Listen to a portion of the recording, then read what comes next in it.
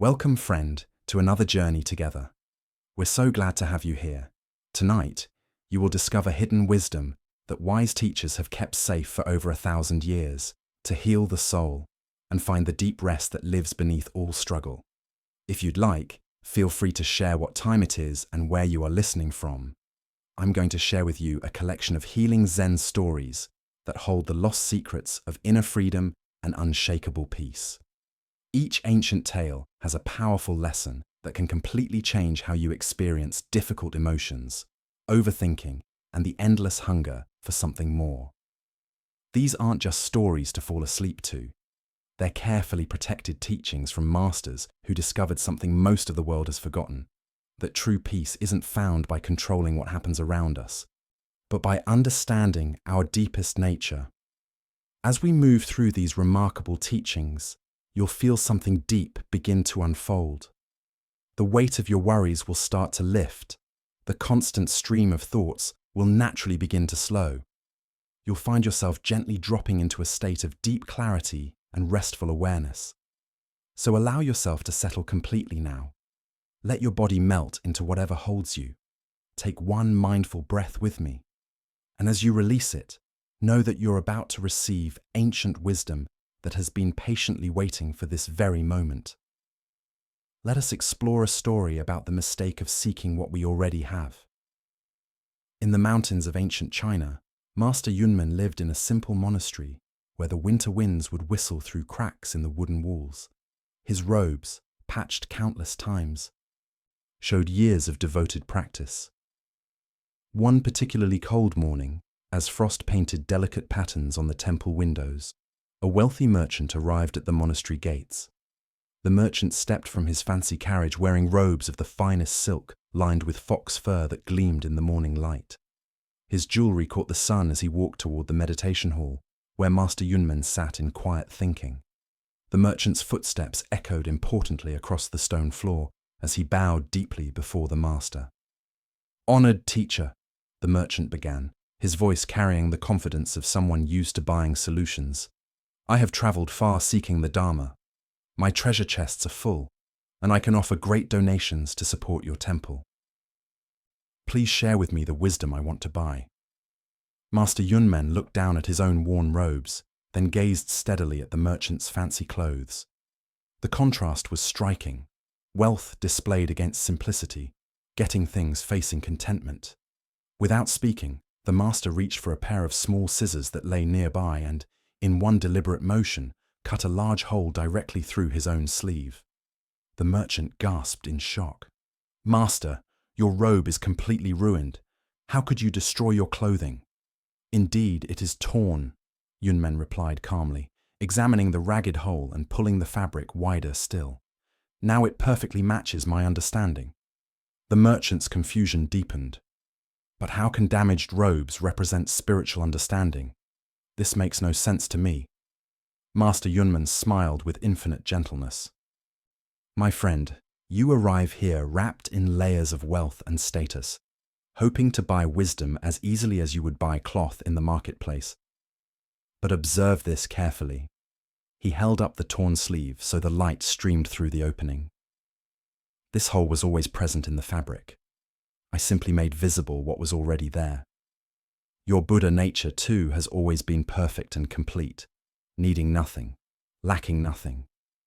No amount of money can buy what you already have in full measure, and no poverty can take away what is eternally yours."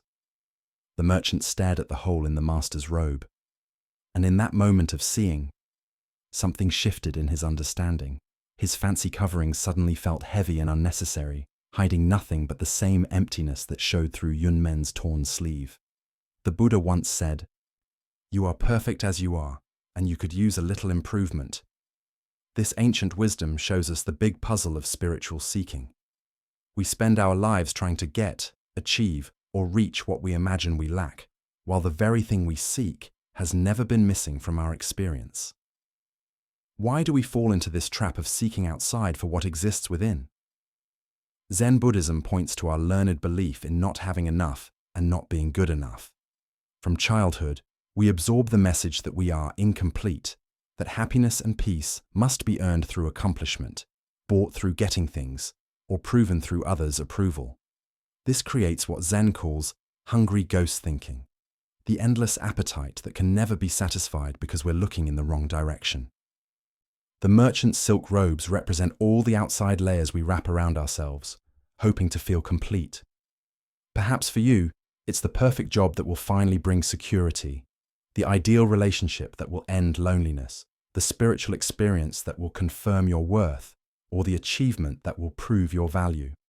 Like the merchant's fancy clothes, these pursuits aren't wrong in themselves, but they become obstacles when we mistake them for the source of our wholeness. Master Yunmen's deliberate tearing reveals a deep teaching about the nature of perfection. In Zen understanding, true perfection isn't flawless appearance, but real presence. The hole in the robe doesn't make it less able to provide warmth or protection. If anything, it makes the garment more honest about its nature. Similarly, our perceived flaws, mistakes, and not good enough feelings don't make our Buddha nature less. They simply make visible what was always true, that perfection includes imperfection, that wholeness includes brokenness. Zen teacher Suzuki Roshi taught, each of you is perfect the way you are, and you can use a little improvement. This isn't a contradiction, but recognition of our two-sided nature. On the absolute level, our essential being lacks nothing and needs no improvement. On the everyday level, we continue growing, learning, and healing throughout our lives. Both views are true at the same time. Consider how often throughout your day you operate from the assumption of not being good enough.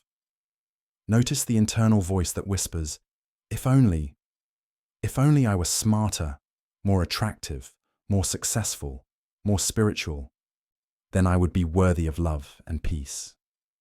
This voice keeps us always seeking outside ourselves for what can only be recognized within. The Buddha taught, what you seek is seeking you.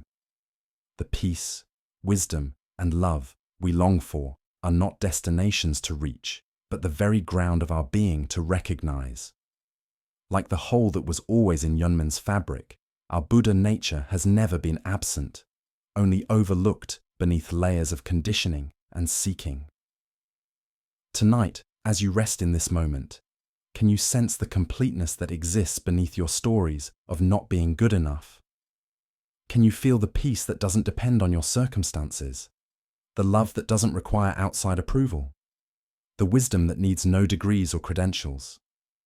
As the Buddha said, look within. You are the Buddha. Our next story reveals how being real emerges when we stop trying to be holy. In the ancient capital of Kyoto, Master Ikkyu walked the busy streets where merchants sold their goods and children played in dusty alleyways. The city hummed with life, ordinary, messy, and beautifully human.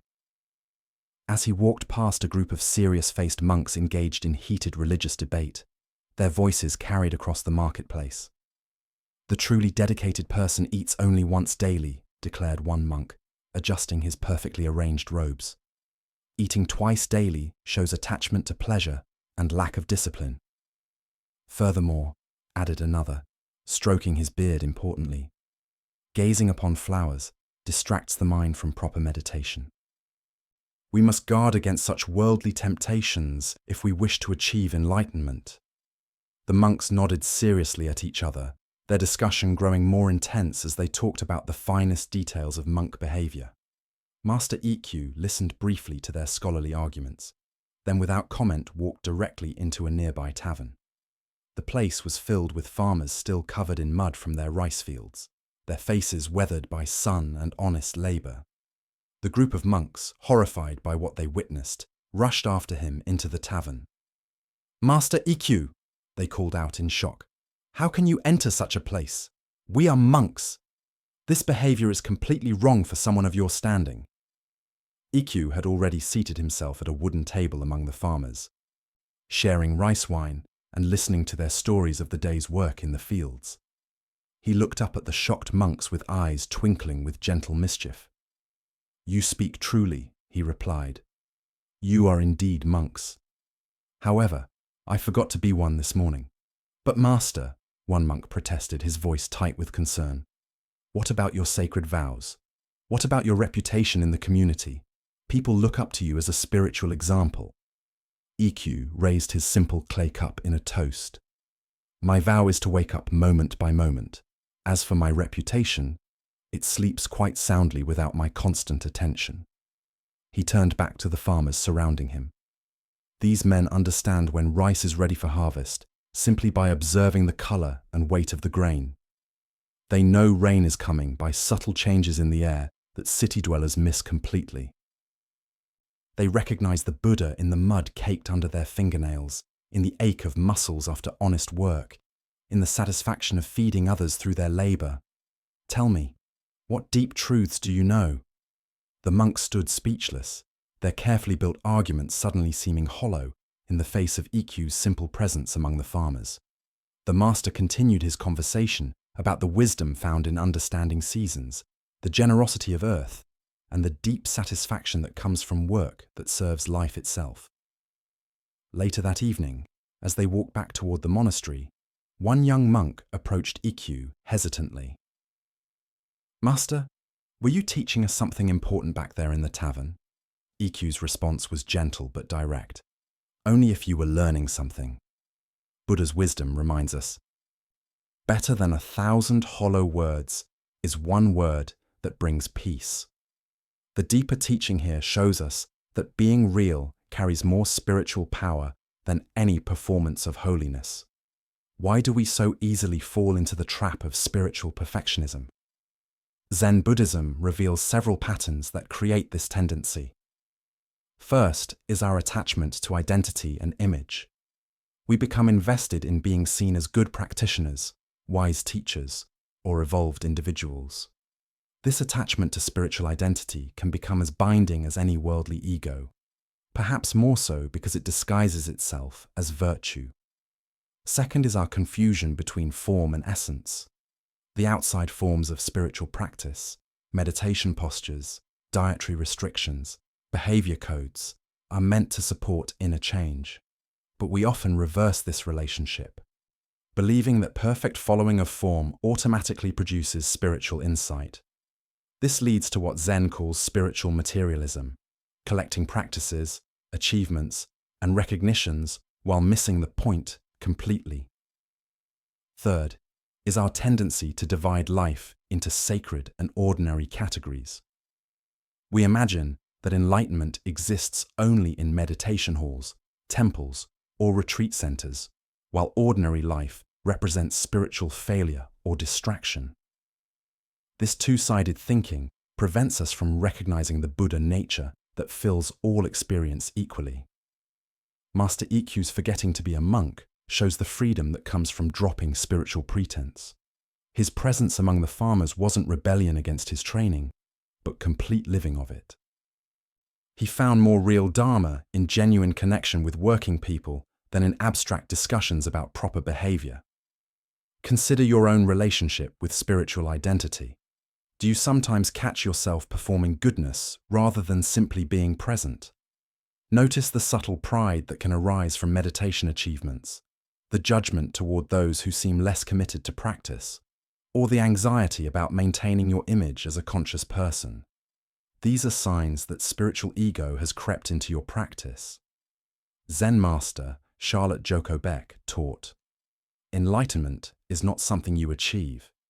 It's the absence of something. All your life, you have been going forward after something, pursuing some goal. Enlightenment is dropping all that. EQ demonstrates this dropping beautifully. Instead of chasing the goal of being a perfect monk, he simply responded truly to each moment. The farmers in the story represent being grounded in immediate reality. They know things through direct experience, the readiness of rice, the approach of weather, the satisfaction of useful work. This hands-on wisdom often carries more truth than fancy talk about enlightenment. The Buddha himself was called the awakened one, not the one who talks about awakening. The Buddha taught, do not believe in anything simply because you have heard it. Do not believe in anything simply because it is spoken and rumored by many. But after observation and analysis, When you find that anything agrees with reason and helps everyone, then accept it and live up to it. This invitation to direct knowing rather than second-hand belief is exactly what Ikkyu shows in choosing farmer's wisdom over monk theory. Tonight, as you settle into rest, can you let go of any spiritual performance you might be carrying? Can you forget to be holy and simply be present? What would it feel like to meet this moment without any plan for self-improvement or spiritual achievement? As the Buddha said, peace comes from within. Do not seek it without. Let us now turn to a story about finding ultimate truth in ordinary simplicity. High on Mount Kugami, Master Ryoan lived in a humble hut that barely sheltered him from wind and weather. The villagers below called him the Great Fool because his behavior seemed to go against all common wisdom. When children begged for food, he would empty his own bowl to feed them, then walk hungry to the village to ask for his own food. He spent hours writing poems on fallen leaves, watching with delight as the wind carried his verses into the forest where no human eyes would ever read them.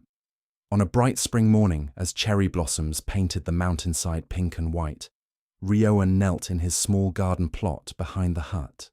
His weathered hands moved gently through the soil, planting flower seeds with the same careful attention he brought to meditation. Each seed received a whispered blessing before being tucked into the earth and covered tenderly with dark soil. A scholarly priest, having heard stories of this odd hermit, climbed the mountain path to test whether Ryoan had any real wisdom. He arrived to find the master patting down soil around newly planted seeds, humming softly to himself like a child at play. "Master Ryoan," the priest announced importantly, adjusting his fine robes and standing in a formal posture. "I have devoted 30 years of my life to studying the sacred texts. I have memorized countless teachings and debated with the greatest minds of our time. Can you, in your simplicity, tell me the true meaning of existence?" Ryoan continued his planting, placing each seed with deliberate care. "I plant these seeds in hope," he said quietly, "but I cannot know which ones will take root and grow." The priest frowned with impatience. "That's hardly an answer to my deep question, old man. I'm asking about the deepest mysteries of life and death, not gardening techniques." "You ask about the nature of existence," Ryoan replied, still focused on his work. "But existence itself is not a question requiring an answer. It is like these seeds. It simply unfolds according to its own nature." He patted the soil gently around a planted seed. "Some will become beautiful flowers that bring joy to those who pass by. Others will provide food for birds and insects. Still others will return to earth, enriching the soil for future growth. All perfect outcomes, all purposeless in the most wonderful way." The priest's frustration grew. "But surely there must be some ultimate truth, some final understanding that makes sense of everything. What is the deepest wisdom you have gained?" Ryoan smiled with infinite kindness and held out a single seed in his palm. "Plant this," he said simply. "But master, I don't have time for such everyday activities. I have important spiritual work to accomplish. Texts to study, students to teach. I cannot waste my precious time on gardening." "Ah," said Ryoan, his eyes sparkling with gentle humor. "Then you have answered your own question perfectly. The ultimate truth you seek is that there is no ultimate truth more important than this seed resting in your hand right now."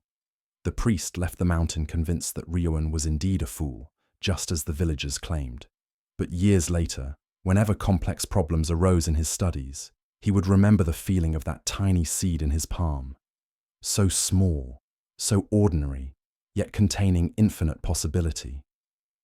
And mysteriously, those difficult questions would dissolve like morning mist, leaving only simple presence. Finally, surrounded by solid silk walls, he sat in meditation. And the words came to him, "I am the light and the way." I recognized that I was the barrier, not anyone else. As the Buddha observed, if you want to know your past, look at your present condition. If you want to know your future, look at your present actions. What emerges from this story is the deep truth that enlightenment is not a grand achievement, but a return to original simplicity.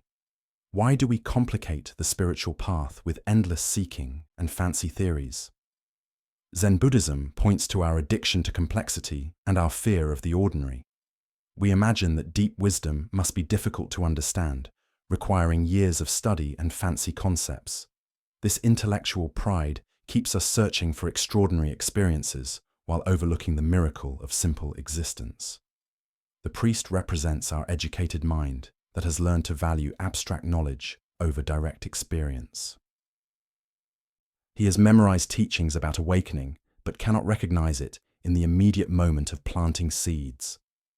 This is the tragedy of spiritual materialism, gathering information about enlightenment while missing the enlightenment that is always present in ordinary activities.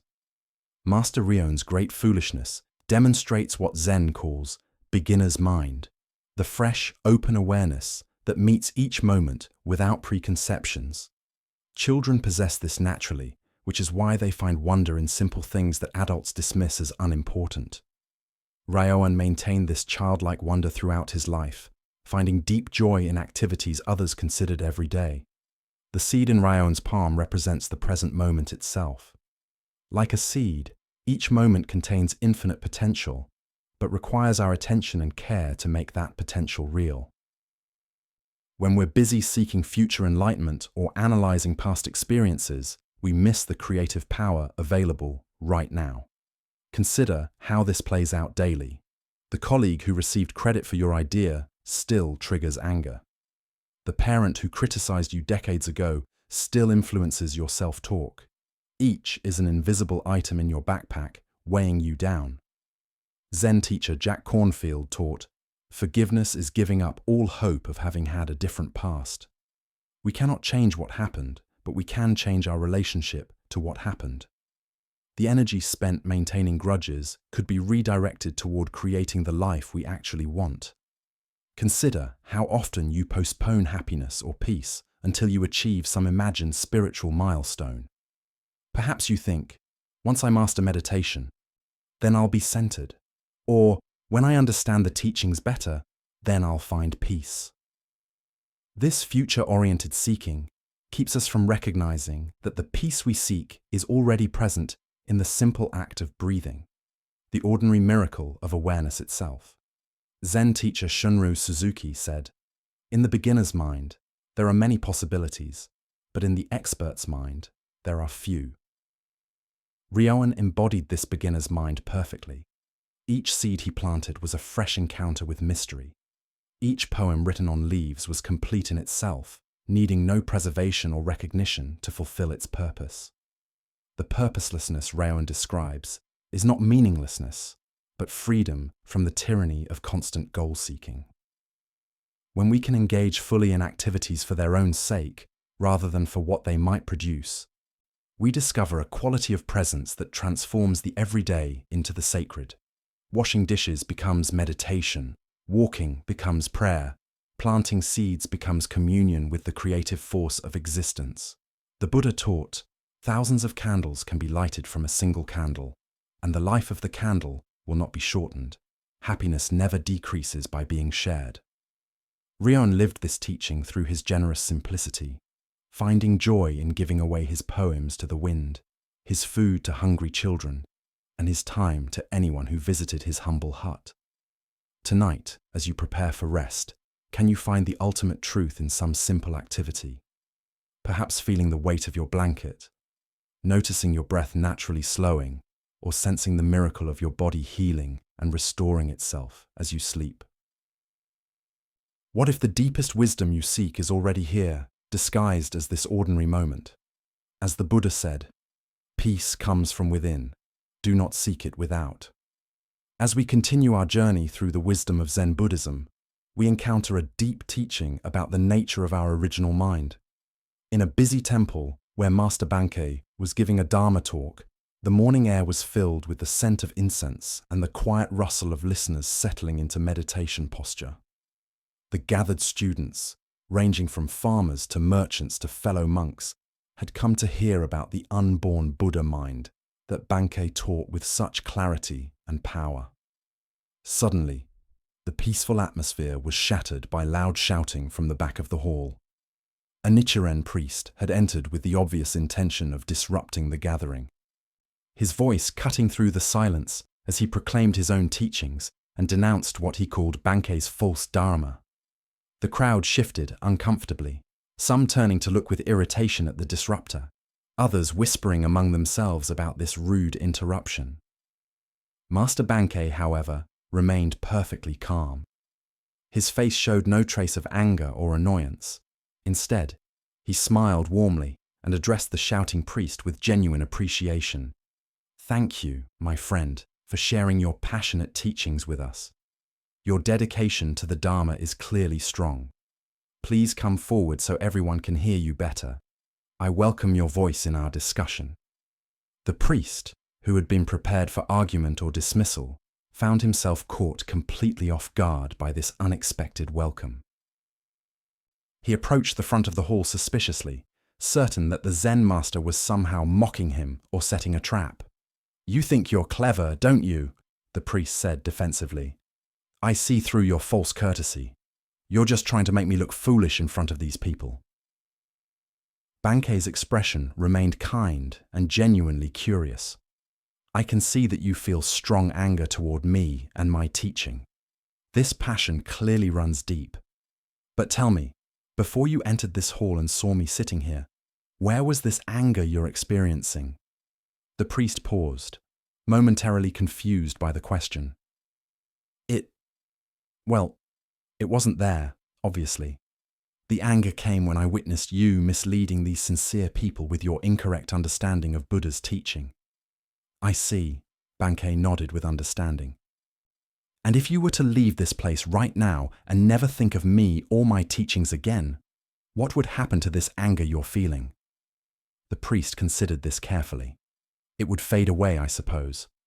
If I never encountered you again, there would be no reason for the anger to continue." "Exactly so," Bankei said gently. "So this anger that feels so real and important to you right now is not your original nature.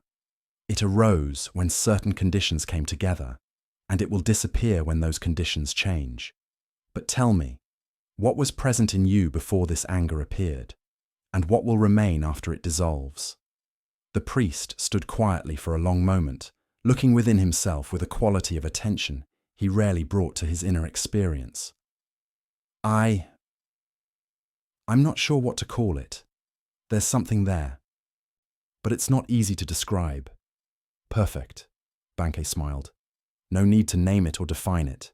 This don't-know awareness that you're touching right now, this consciousness that was present before your anger arose and will remain when it passes. This is what I call the unborn Buddha mind. It's not something special you need to achieve through years of practice or study. You're functioning from it right now, even in the midst of our discussion." The priest's entire manner began to soften as he recognized something fundamental about his own awareness. The rigid anger that had driven him to disrupt the teaching was still present, but now it was held in a larger space of recognition. "This original mind," Bankei continued, "is unborn because it was never created, and it's undying because it can never be destroyed. It's not Buddhist or non-Buddhist, not sacred or ordinary. It's simply the aware presence that makes all experience possible right now. It's allowing you to hear my words, to feel whatever emotions are arising, to make sense of this moment. You don't need to understand it intellectually or achieve it through effort. You're already living from it perfectly." The priest bowed deeply, no longer an angry disruptor, but a fellow human being touched by recognition of his own deepest nature. The Buddha understood that hatred does not cease by hatred, but only by love. This is the eternal rule.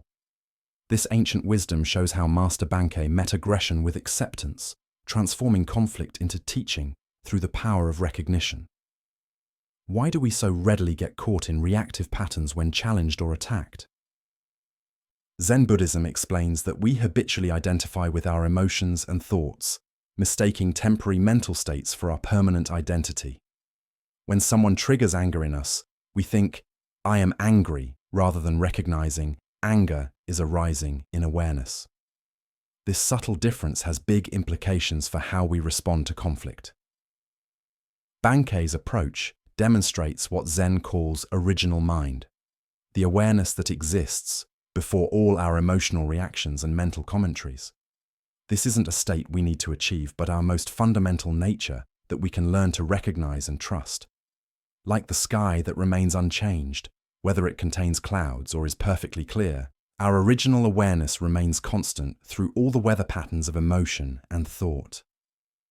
Consider how often you become identified with temporary mental states throughout your day. Perhaps someone cuts you off in traffic and you become angry, or a colleague receives recognition and you feel jealous, or unexpected expenses arise and you become anxious. In each case, what's really happening is that anger, jealousy, or anxiety is arising in the space of your awareness. The awareness itself remains untouched by these passing phenomena. Master Bankei's questioning technique reveals the impermanent nature of all emotional states. By asking where the anger was before the trigger and where it goes when the trigger is removed, he helps the priest recognize that emotions are temporary visitors rather than permanent residents. This doesn't mean emotions are unimportant or should be suppressed, but rather that we don't need to be enslaved by them. The don't know mind that the priest touches represents what Zen calls beginner's mind, the open, curious awareness that meets each moment without preconceptions. This not knowing is actually a form of deep knowing, the direct recognition of our original nature before it gets filtered through concepts and interpretations. Zen Master Huangbo taught, "Your everyday mind, that is the way. No intentional action is necessary." This points to the same truth Bankei revealed to the priest. Our original nature doesn't require special techniques or states of consciousness to access. It's the very awareness with which we're experiencing this moment right now. The transformation of the priest from disruptor to student shows the power of meeting aggression with spacious awareness rather than reactive defense. When we respond to attack with counterattack, we simply escalate conflict. When we meet hostility with the vast space of original mind, we create the possibility for recognition and healing. The Buddha taught, in the end, just three things matter: how well we have lived, how well we have loved, how well we have learned to let go. Bankei's teaching helps us learn this letting go by recognizing that we never need to hold on to anything because our essential nature is already complete and unshakable. Tonight, as various thoughts and emotions arise in your awareness, can you recognize the space in which they appear? Can you sense the awareness that remains constant, whether you're experiencing peace or agitation, clarity or confusion? This awareness that you are is the unborn Buddha mind that Bankei pointed toward. As the Buddha said, "Look within, you are the Buddha." Let us now turn to a tale about discovering perfection in our imperfection. In the ancient temple of Eiheiji, where Master Dogen taught the deep simplicity of just sitting, the morning meditation period was sacred time.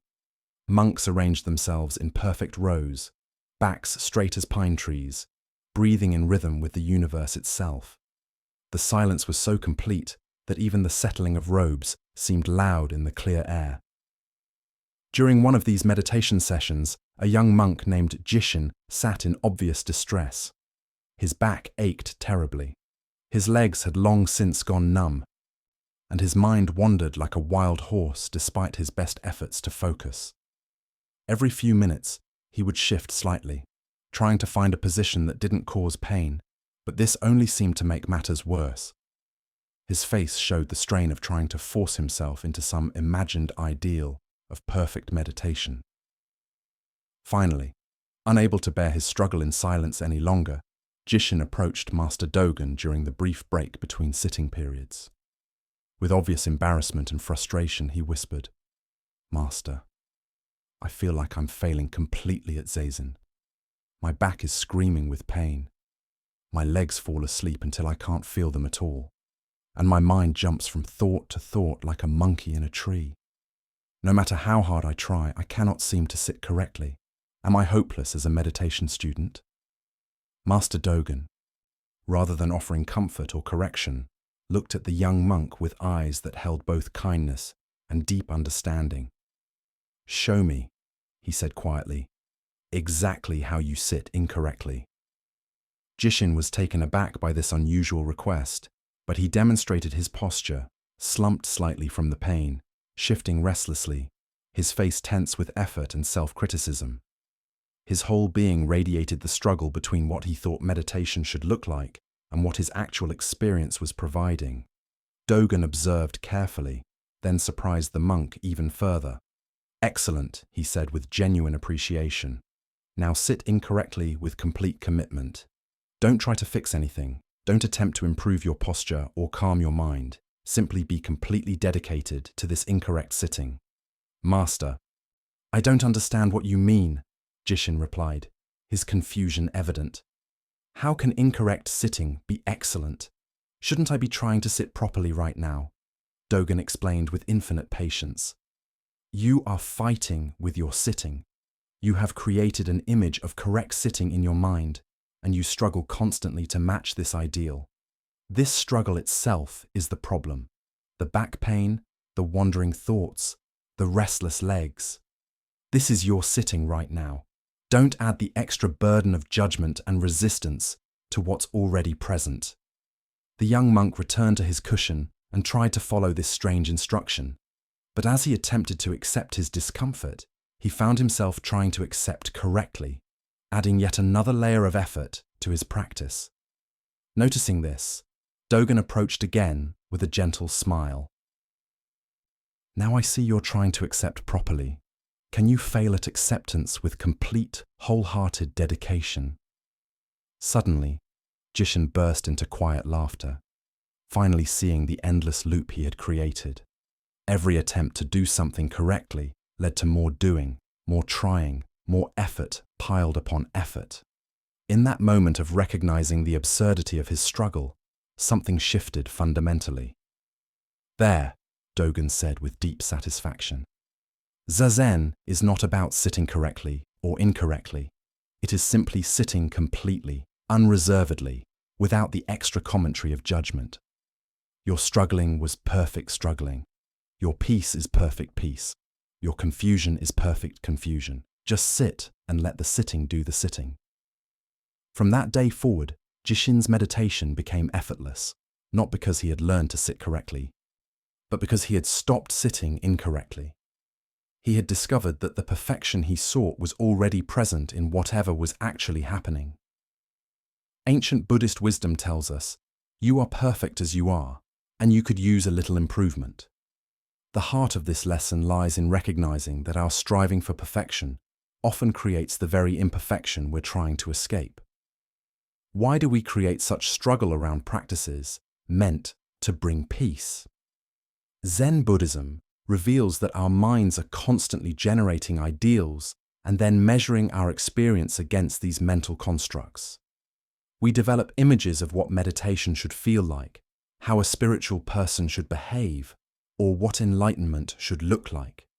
Then we exhaust ourselves trying to force our actual experience to match these fantasies.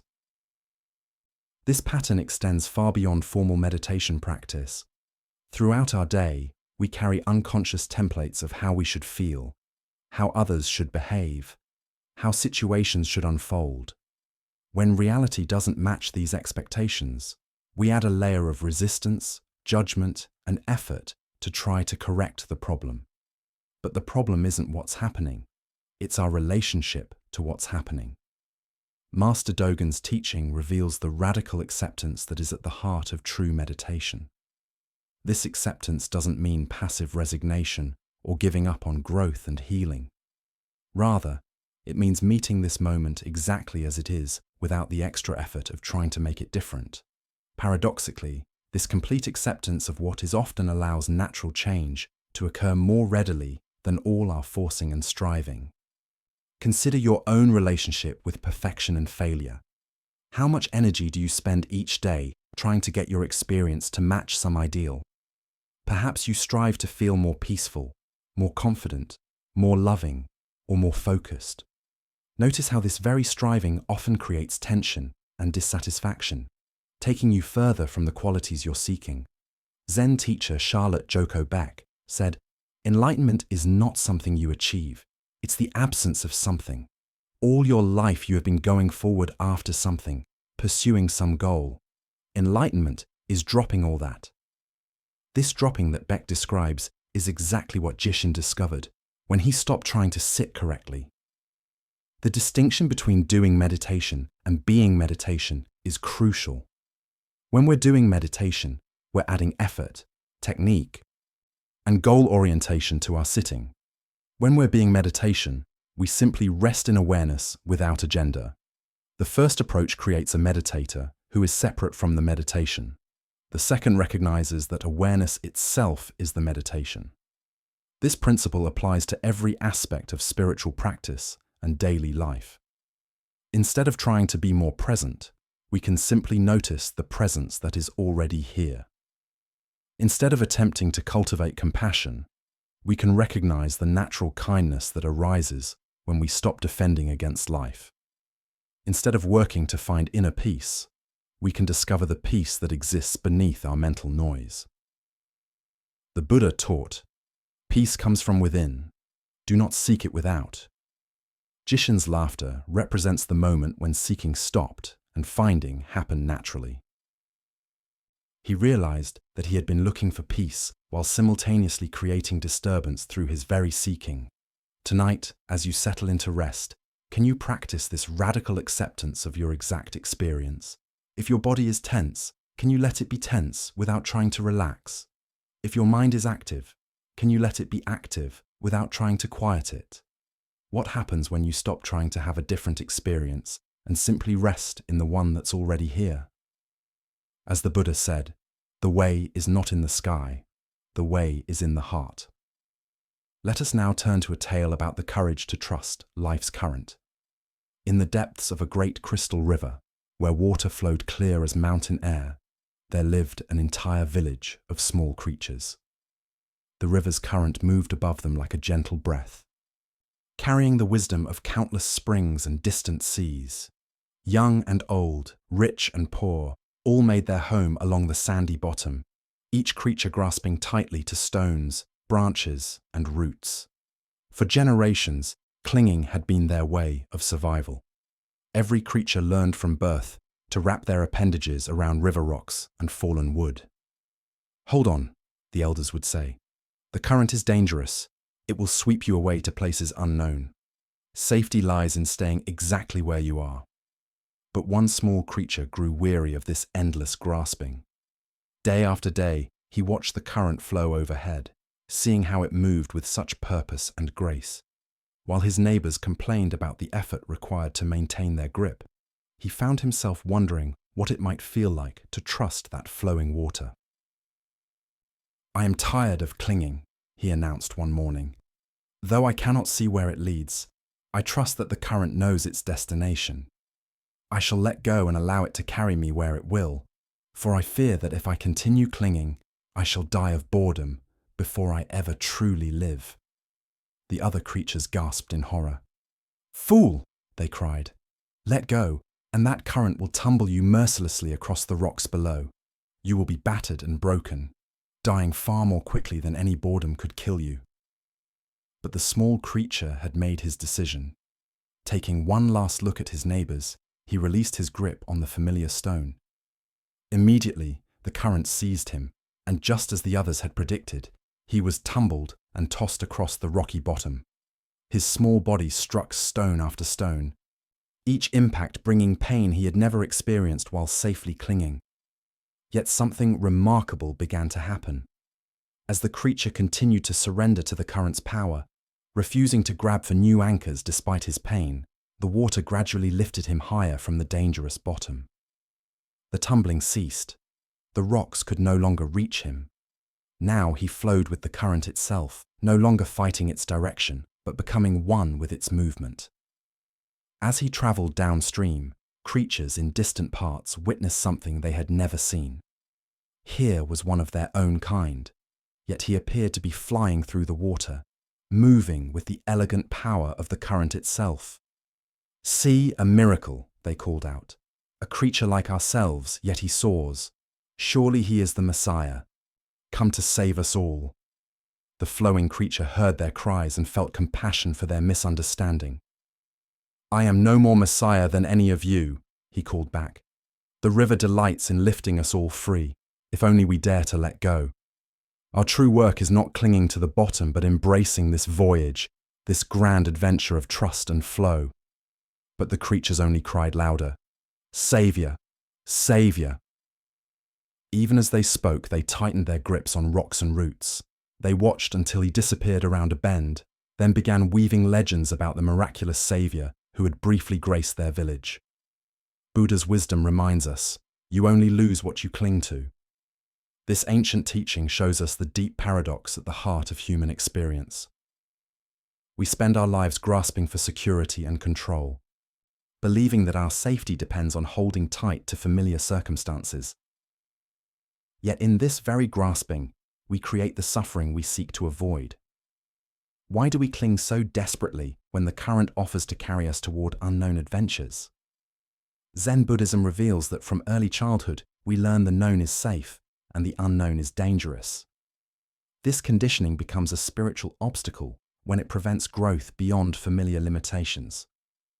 We also suffer from the illusion of control, believing that by grasping circumstances, relationships, and identities, we can stop the natural flow of change. This creates enormous tension because it puts us in opposition to reality itself. Life is constant movement, and when we resist this truth, we exhaust ourselves fighting currents far more powerful than our individual will. Consider the areas of your life where you find yourself clinging. Perhaps it's a relationship that has outgrown its original form, a career that no longer brings joy, or an image of yourself that now constrains your growth. The current of change will flow whether we resist it or not. Our choice is whether to exhaust ourselves in futile opposition or discover the grace available in conscious surrender. The Buddha said, "Nothing is permanent except change." Water doesn't fight the mountainside. It finds the natural pathway down.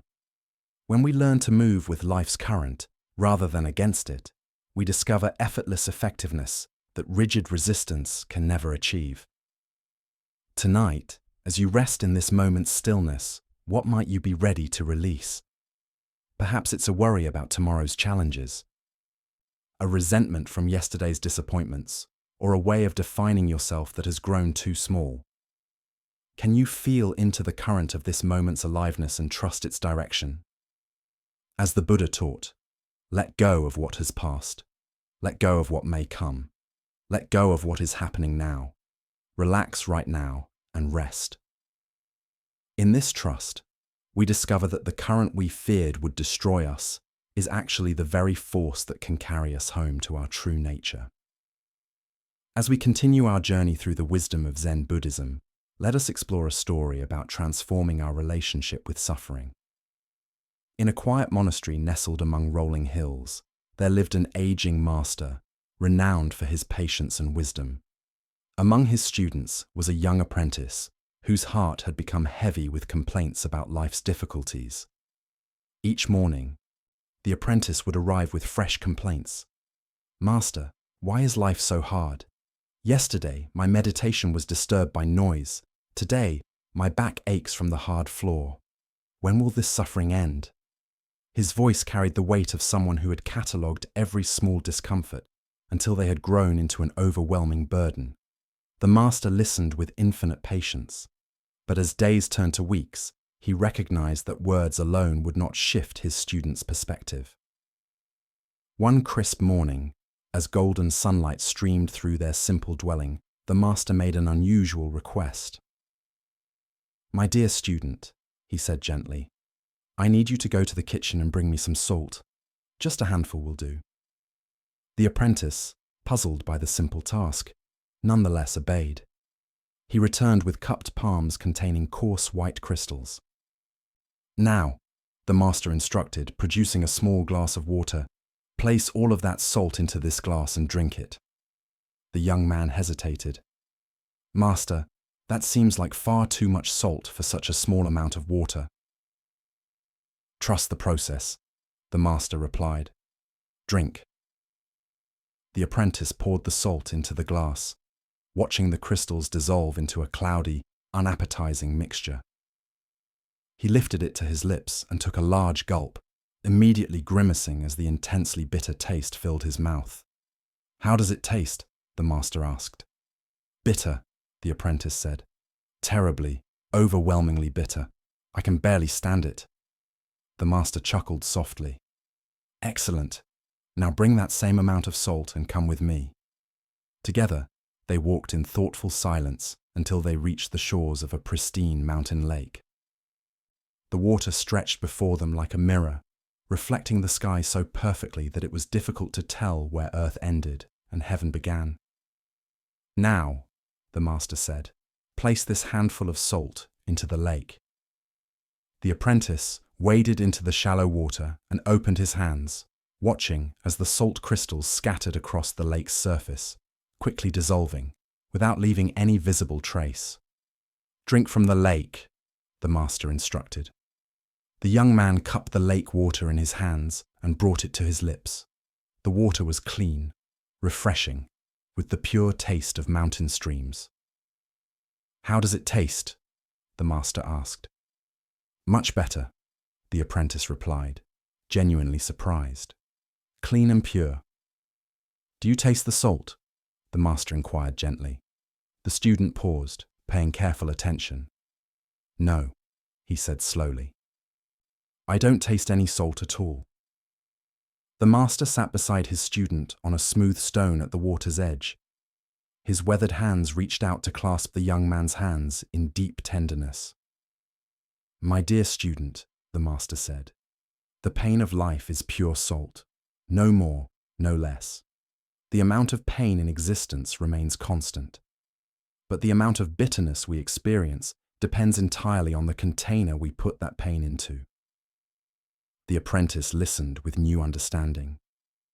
When you are in pain, the master continued, the only thing you can truly control is your response. You can choose to be a small glass where every grain of salt overwhelms your senses, or you can choose to enlarge your sense of things to become like this vast lake where the same salt dissolves harmlessly into something much greater.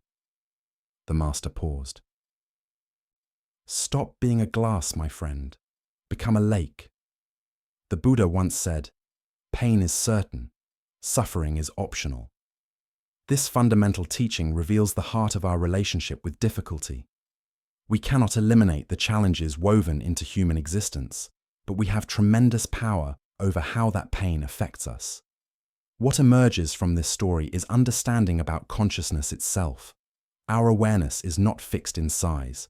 It can contract into the narrow confines of a glass, where every difficulty looms enormous, or it can expand into the spaciousness of a lake, where the same difficulties become manageable. Why do we often choose to be the glass rather than the lake? First is our tendency toward pain myopia, becoming so focused on discomfort that it fills our entire awareness. Second is our habit of story multiplication, taking a single painful event and creating elaborate narratives about how unfair life is. Third is the comparing mind, measuring our pain against an imaginary standard of how life should be. The lake perspective doesn't minimize genuine pain or suggest passivity. Rather, it offers a skillful way of relating to inevitable challenges that doesn't compound them with unnecessary suffering. From lake consciousness, we can respond to problems more creatively because we're not overwhelmed. Zen master Thich Nhat Hanh taught, thanks to impermanence, everything is possible. From the lake perspective, we remember that everything arises and passes away within the vast space of awareness. Today's crisis becomes tomorrow's memory. We become a lake through practices that naturally expand awareness. Meditation teaches us to rest in spacious presence. Gratitude helps us notice experiences beyond immediate difficulties. Service reminds us that our pain is part of shared human experience. Tonight, as you reflect on current challenges, can you sense the difference between experiencing them from glass consciousness versus lake consciousness?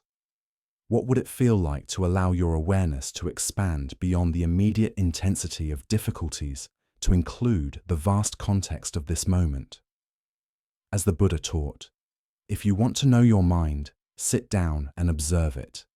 If your mind is clear, happiness will come. The clarity he speaks of is not the absence of salt, but the spaciousness to hold it skillfully. In becoming lakes rather than glasses, we discover that pain can become a gateway to deeper compassion and freedom. As we continue our journey, let us now turn to a story about acceptance and the art of contentment. Along a dusty mountain road where wildflowers dotted the hillsides, a weary traveler encountered a shepherd tending his flock. The morning sun climbed steadily higher, and clouds gathered on the horizon, creating an uncertain sky that could promise either gentle rain or scorching heat. The shepherd sat peacefully on a smooth boulder, watching his sheep graze contentedly among wild grasses.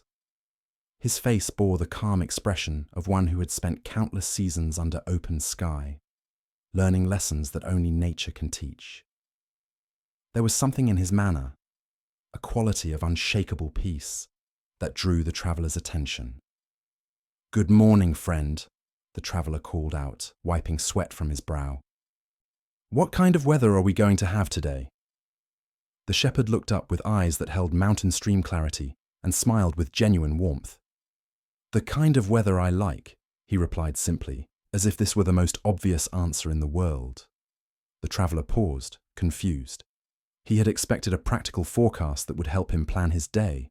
Instead, he received what seemed like circular logic, offering no useful information. "How do you know it will be the kind of weather you like?" the traveller pressed, his voice carrying frustration mixed with curiosity. The shepherd's smile deepened, and he gestured toward the vast sky above them, where clouds and clear patches moved in their eternal dance. "Having found out, sir, that I cannot always get what I like," he said with the patience of one who had learned life's most essential lesson, "I have learned to always like what I get, so I am quite sure we will have the kind of weather I like." The traveller stood in silence, the deep simplicity of this wisdom settling into his understanding, like seeds finding fertile ground. Here was a man who had discovered something that all the weather predictions in the world could not provide: complete freedom from the anxiety of uncertainty. As the Buddha observed, attachment is the root of suffering. What emerges from this story is the recognition that true contentment comes not from controlling outside circumstances, but from transforming our relationship to whatever circumstances arise. Why do we exhaust ourselves trying to arrange life according to our preferences, rather than learning to find peace within whatever life presents? The shepherd represents what Zen calls great acceptance, not passive resignation, but the deep wisdom that recognizes resistance to reality as the primary source of suffering. When we fight against what is, we create an internal war that drains our energy and blocks our capacity for contentment. When we learn to align ourselves with reality as it unfolds, we discover the tremendous peace that comes from swimming with the current rather than against it. Consider how much mental and emotional energy we spend each day resisting circumstances beyond our control. Traffic jams, weather that doesn't match our plans, people who don't behave as we think they should. Each resistance creates a small contraction in our awareness, a tiny rebellion against reality that accumulates into chronic dissatisfaction. The shepherd's approach doesn't mean becoming passive or ceasing to have preferences. We can still hope for sunny days while fully accepting rainy ones. We can work toward goals while finding peace when outcomes differ from expectations. The key lies in holding our preferences lightly rather than allowing them to determine our contentment. Zen master Sengchan wrote, "The great way is not difficult for those who have no preferences." This doesn't suggest eliminating all desires, but rather not allowing those desires to become demands that reality must fulfill for us to be okay. Look deeply at your own patterns of resistance, How often do you find yourself arguing with reality, wishing circumstances were different, or believing you'll be content when things change?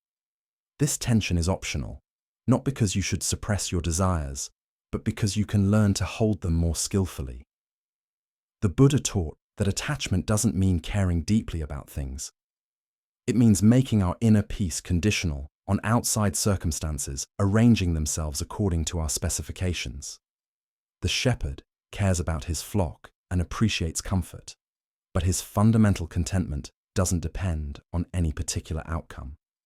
Tonight, as you reflect on the day's experiences, both pleasant and challenging, can you find the shepherd's secret within your own awareness?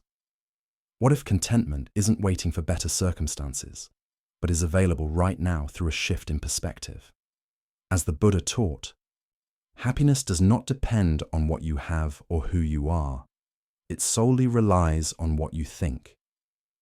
The shepherd discovered that when we stop demanding that life conform to our expectations, we find the freedom to enjoy life exactly as it presents itself. As we continue our journey through the wisdom of Zen Buddhism, we encounter a teaching about the requirement for all learning. This story unfolds in the elegant receiving room of a great Zen master's monastery, where a young scholar arrives seeking wisdom. The afternoon light filters softly through rice paper screens as an earnest young man approaches the Zen master's dwelling. This seeker has spent years gathering knowledge, studying philosophical texts, memorizing spiritual concepts, and debating religious ideas with other learned individuals. His mind brims with theories about enlightenment, quotes from sacred texts, and fancy interpretations of ancient teachings. He has come to request instruction in the ways of Zen, confident that his extensive preparation has made him ready for advanced teachings. The Zen master welcomes him warmly and invites him to sit on a simple cushion beside a low wooden table. Without speaking about Zen or enlightenment, the master begins preparing tea with graceful, deliberate movements. Each gesture carries a quality of complete attention as he arranges the ceramic cups, measures the tea leaves, and heats the water to the precise temperature. The young scholar watches somewhat impatiently, eager to discuss deep spiritual matters rather than observe this everyday tea preparation. Surely someone of his sophistication deserves more substantial instruction than watching an old man make tea. The master places an elegant cup before his guest and begins to pour the steaming tea with steady precision. The golden liquid fills the cup to its brim, but the master continues pouring. The tea overflows onto the saucer, then onto the table, and finally begins dripping onto the floor. Still, the master continues pouring. Unable to contain himself any longer, the young man exclaims, "Master, the cup is full! It cannot hold any more tea!" The Zen master sets down the teapot and looks directly into the scholar's eyes. "Indeed," he says quietly, "this cup is like your mind. It is already full. How can I teach you anything about Zen when there is no room in your understanding for new insights? First, empty your cup. Then we can begin." As the Buddha observed, an empty cup can be filled with fresh tea. What emerges from this story is the essential quality of beginner's mind, or shoshin in Japanese, that makes all genuine learning possible. Why do we struggle to maintain the openness that allows new understanding to enter our awareness? Buddhist psychology explains that our accumulated knowledge, opinions, and conceptual frameworks can become barriers to direct experience. When we approach any situation convinced we already know what it contains, we filter everything through our existing beliefs rather than meeting it freshly. This mental fullness operates much more subtly than obvious arrogance. We might consider ourselves humble while still carrying unconscious assumptions about how spiritual practice should unfold. What enlightenment should feel like, or how awakened people should behave. These preconceptions create a kind of spiritual static that interferes with clear perception. The Buddha said, "In the beginner's mind, there are many possibilities, but in the expert's mind, there are few." Shunryu Suzuki expanded this teaching, explaining that beginner's mind includes both the wonder that comes from not knowing and the courage to not know. This isn't ignorance, but wise innocence, the willingness to meet each moment without imposing yesterday's understanding upon it. Consider how your accumulated spiritual knowledge might sometimes interfere with direct experience. Perhaps you've read about mindfulness in ways that create expectations about what present moment awareness should feel like. Maybe you've heard descriptions of peace that prevent you from accepting the particular quality of calm available right now. Our concepts about enlightenment can become obstacles to recognizing the enlightenment that's already present. Zen Master Bankei taught his students about the unborn mind that exists before thoughts, concepts, and learned behaviors shape our perception. This original awareness doesn't need to be created through practice. It only needs to be recognized beneath the accumulation of mental content. But recognition requires the humility to not know, even about our most treasured insights. The practice of emptying our cup happens moment by moment. Each time we notice ourselves rushing to conclusions, defending positions, or filtering experience through familiar categories, we can pause and ask, what would I see if I didn't already know what this is? This beginner's mind applies not only to spiritual matters, but to every encounter with life. What would it mean to approach your partner as if meeting them for the first time? How might your work transform if you brought fresh curiosity to familiar tasks? What would become possible if you released your assumptions about your own limitations and capabilities? Tonight, as you rest in these moments before sleep, can you empty your cup of the day's accumulated judgments and interpretations? Perhaps you'll discover that not knowing creates space for a deeper kind of knowing to emerge, one that comes not from the mind, but from the heart's direct recognition of truth. As the Buddha taught, the wise find pleasure in the truth. This truth reveals itself most clearly to minds humble enough to remain empty, ready to be filled with each moment's unique teaching. Now let us explore a Zen story about the fluid nature of circumstances and the wisdom of withholding judgment. In a remote valley surrounded by rolling mountains, an elderly farmer lives with his adult son in a simple farmhouse that has sheltered their family for generations. Their life is modest but sufficient, sustained by a small plot of vegetables and their most valuable possession, a strong, reliable horse that helps with all the heavy work of farming and transportation. One morning, the farmer awakens to discover that the horse has disappeared during the night. The gate stands open, and there are no tracks indicating theft. The animal has simply wandered off into the vast wilderness beyond their valley. For a farming family, losing their only horse represents a catastrophic setback that threatens their livelihood and survival. Word of this misfortune spreads quickly through their small community. By afternoon, neighbors begin arriving to express their sympathy and support. "Oh, how terrible this is for you," they exclaim with genuine concern. "What dreadful luck! How will you manage the farm without your horse? This is truly a disaster." The old farmer listens to their well-meaning condolences with calm attention, then responds simply, "How do you know this is bad luck?" His neighbors exchange puzzled glances. Surely the loss of such an essential animal is obviously unfortunate. But the old man's serene expression reveals no trace of the distress they expect to see. He continues with his daily activities as if nothing particularly significant has occurred.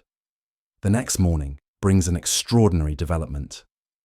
The missing horse returns, not alone, but followed by a small herd of wild horses. Magnificent, powerful animals that have chosen to follow the domestic horse back to the farm. The farmer and his son quickly construct temporary fencing to contain this unexpected windfall. The same neighbors who had offered sympathy now rush over to share in the celebration. "What incredible good fortune," they declare with excitement. "You've gone from having one horse to owning an entire herd. This is the best luck anyone could imagine. You must be overjoyed by this blessing." Again, the old farmer listens thoughtfully to their enthusiastic congratulations before responding with the same calm curiosity. "How do you know this is good luck?" The following day, the farmer's son attempts to break one of the wild horses for riding. These animals, though beautiful, have never known human handling and resist fiercely. During the training session, the young man is thrown violently from the horse's back and suffers a severe break in his leg that leaves him unable to walk without assistance. Once more, the neighbors gather to offer their support in what appears to be another turn toward misfortune. How dreadful, they lament, shaking their heads at this latest setback. Just when things were looking so positive, this terrible accident happens. Your poor son. What bad luck has befallen your family again? The old farmer tends to his son's injury with gentle care, while responding to their expressions of sympathy with familiar words. How do you know this is bad luck? Within days, their question finds an unexpected answer. Military officers arrive in the valley with orders to conscript all able-bodied young men for a dangerous war against northern invaders. Most of these soldiers will not return home alive. However, when they examine the farmer's son, his broken leg makes him unsuitable for military service. He remains safely at home while other families say goodbye to their children, perhaps forever. The Buddha taught, every blessing ignored becomes a curse. Every curse faced becomes a blessing. What emerges from this story is the deep wisdom of holding our judgments about circumstances lightly, recognizing that our perspective is always partial and temporary. Why do we rush to label experiences as fortunate or unfortunate when their ultimate meaning remains unknown? Buddhist psychology explains that our minds seek the comfort of quick categorization, preferring the illusion of understanding to the discomfort of uncertainty. We want to know immediately whether to celebrate or mourn, to relax or worry, to feel grateful or resentful. This mental habit of instant evaluation reflects a deeper pattern of trying to control our emotional responses by controlling our interpretations of events.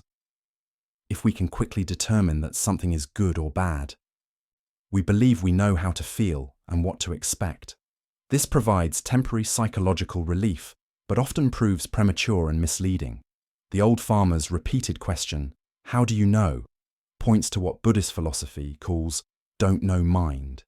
This isn't ignorance, but wisdom, the recognition that reality unfolds in ways too complex and interconnected for our limited perspective to fully comprehend. What appears devastating in the moment may prove beneficial over time, while apparent blessings may carry hidden difficulties. Consider how many experiences in your own life have changed meaning as their consequences became clear. Perhaps a job rejection led to a better opportunity. Maybe a relationship ending created space for personal growth. Possibly an illness brought unexpected insights about what truly matters. The disappointment you felt at the time now seems misplaced given what followed. This doesn't mean we should become emotionally numb or stop having natural responses to events. The farmer certainly wanted his horse back and felt concerned for his son's injury, but he distinguished between acknowledging immediate circumstances and creating elaborate stories about their ultimate significance. Zen master Suzuki Roshi taught about beginner's mind, approaching each situation with fresh openness rather than predetermined assumptions about its meaning. When we practice this kind of mental flexibility, we become more resilient and responsive to changing conditions rather than rigid and reactive. The art of living that this story illustrates involves developing what Buddhists call equanimity, the capacity to remain present and responsive regardless of whether circumstances align with our preferences. This isn't passive resignation, but dynamic engagement without attachment to specific outcomes. Buddhist teacher Pema Chodron describes this as learning to stay with the experience instead of immediately jumping to conclusions about what it means for our future happiness or security. When we can rest in not knowing, we often discover that our wisdom about how to respond emerges naturally from the situation itself. The farmer's approach also demonstrates tremendous faith, not in specific outcomes, but in the fundamental trustworthiness of life's process. He acts skillfully with whatever arises, while remaining open to possibilities beyond his current understanding. Tonight, as you reflect on recent events you've labeled as fortunate or unfortunate, can you hold those judgments more lightly? Perhaps you'll discover that your peace of mind depends less on having good luck and more on developing the capacity to respond wisely to whatever unfolds. As the Buddha observed, everything changes. Nothing remains without change. This includes our interpretations of whether those changes serve our deepest welfare. As we continue our journey through the wisdom of Zen Buddhism, we encounter a teaching about the immediate nature of spiritual states and how they show through our present moment awareness. A monk had traveled from the distant province of Busan, journeying many days through mountain paths and across rivers to reach Master Sengai's temple. He carried with him questions that had been troubling his mind for months, metaphysical concerns about the nature of existence and the ultimate destinations of human souls. These were not casual inquiries, but deep spiritual problems that had disturbed his meditation and left him unable to find peace in his practice. Upon arriving at the temple, the monk requested a formal audience with the master to discuss matters of the highest spiritual importance. When he was granted this meeting, he approached with the serious manner of one who believed he was about to engage in deep religious discourse. "Master," he began with ceremonial gravity, "I have come seeking wisdom about the ultimate realities. What can you tell me about heaven? What is the nature of this blessed realm that awaits the righteous? How should we understand the rewards that come to those who live virtuously?" Without any verbal response, Master Sengai simply lay down on the floor as if preparing for sleep. He closed his eyes peacefully and settled into a position of complete relaxation and ease, embodying a state of perfect contentment. The monk waited respectfully for some time, expecting that this demonstration was perhaps a prelude to verbal teaching, or that the master was gathering his thoughts for a comprehensive explanation. When no words came, he decided to continue with his questioning, hoping to prompt a more conventional response. "And what about hell?" the monk persisted, his voice carrying the same earnest concern.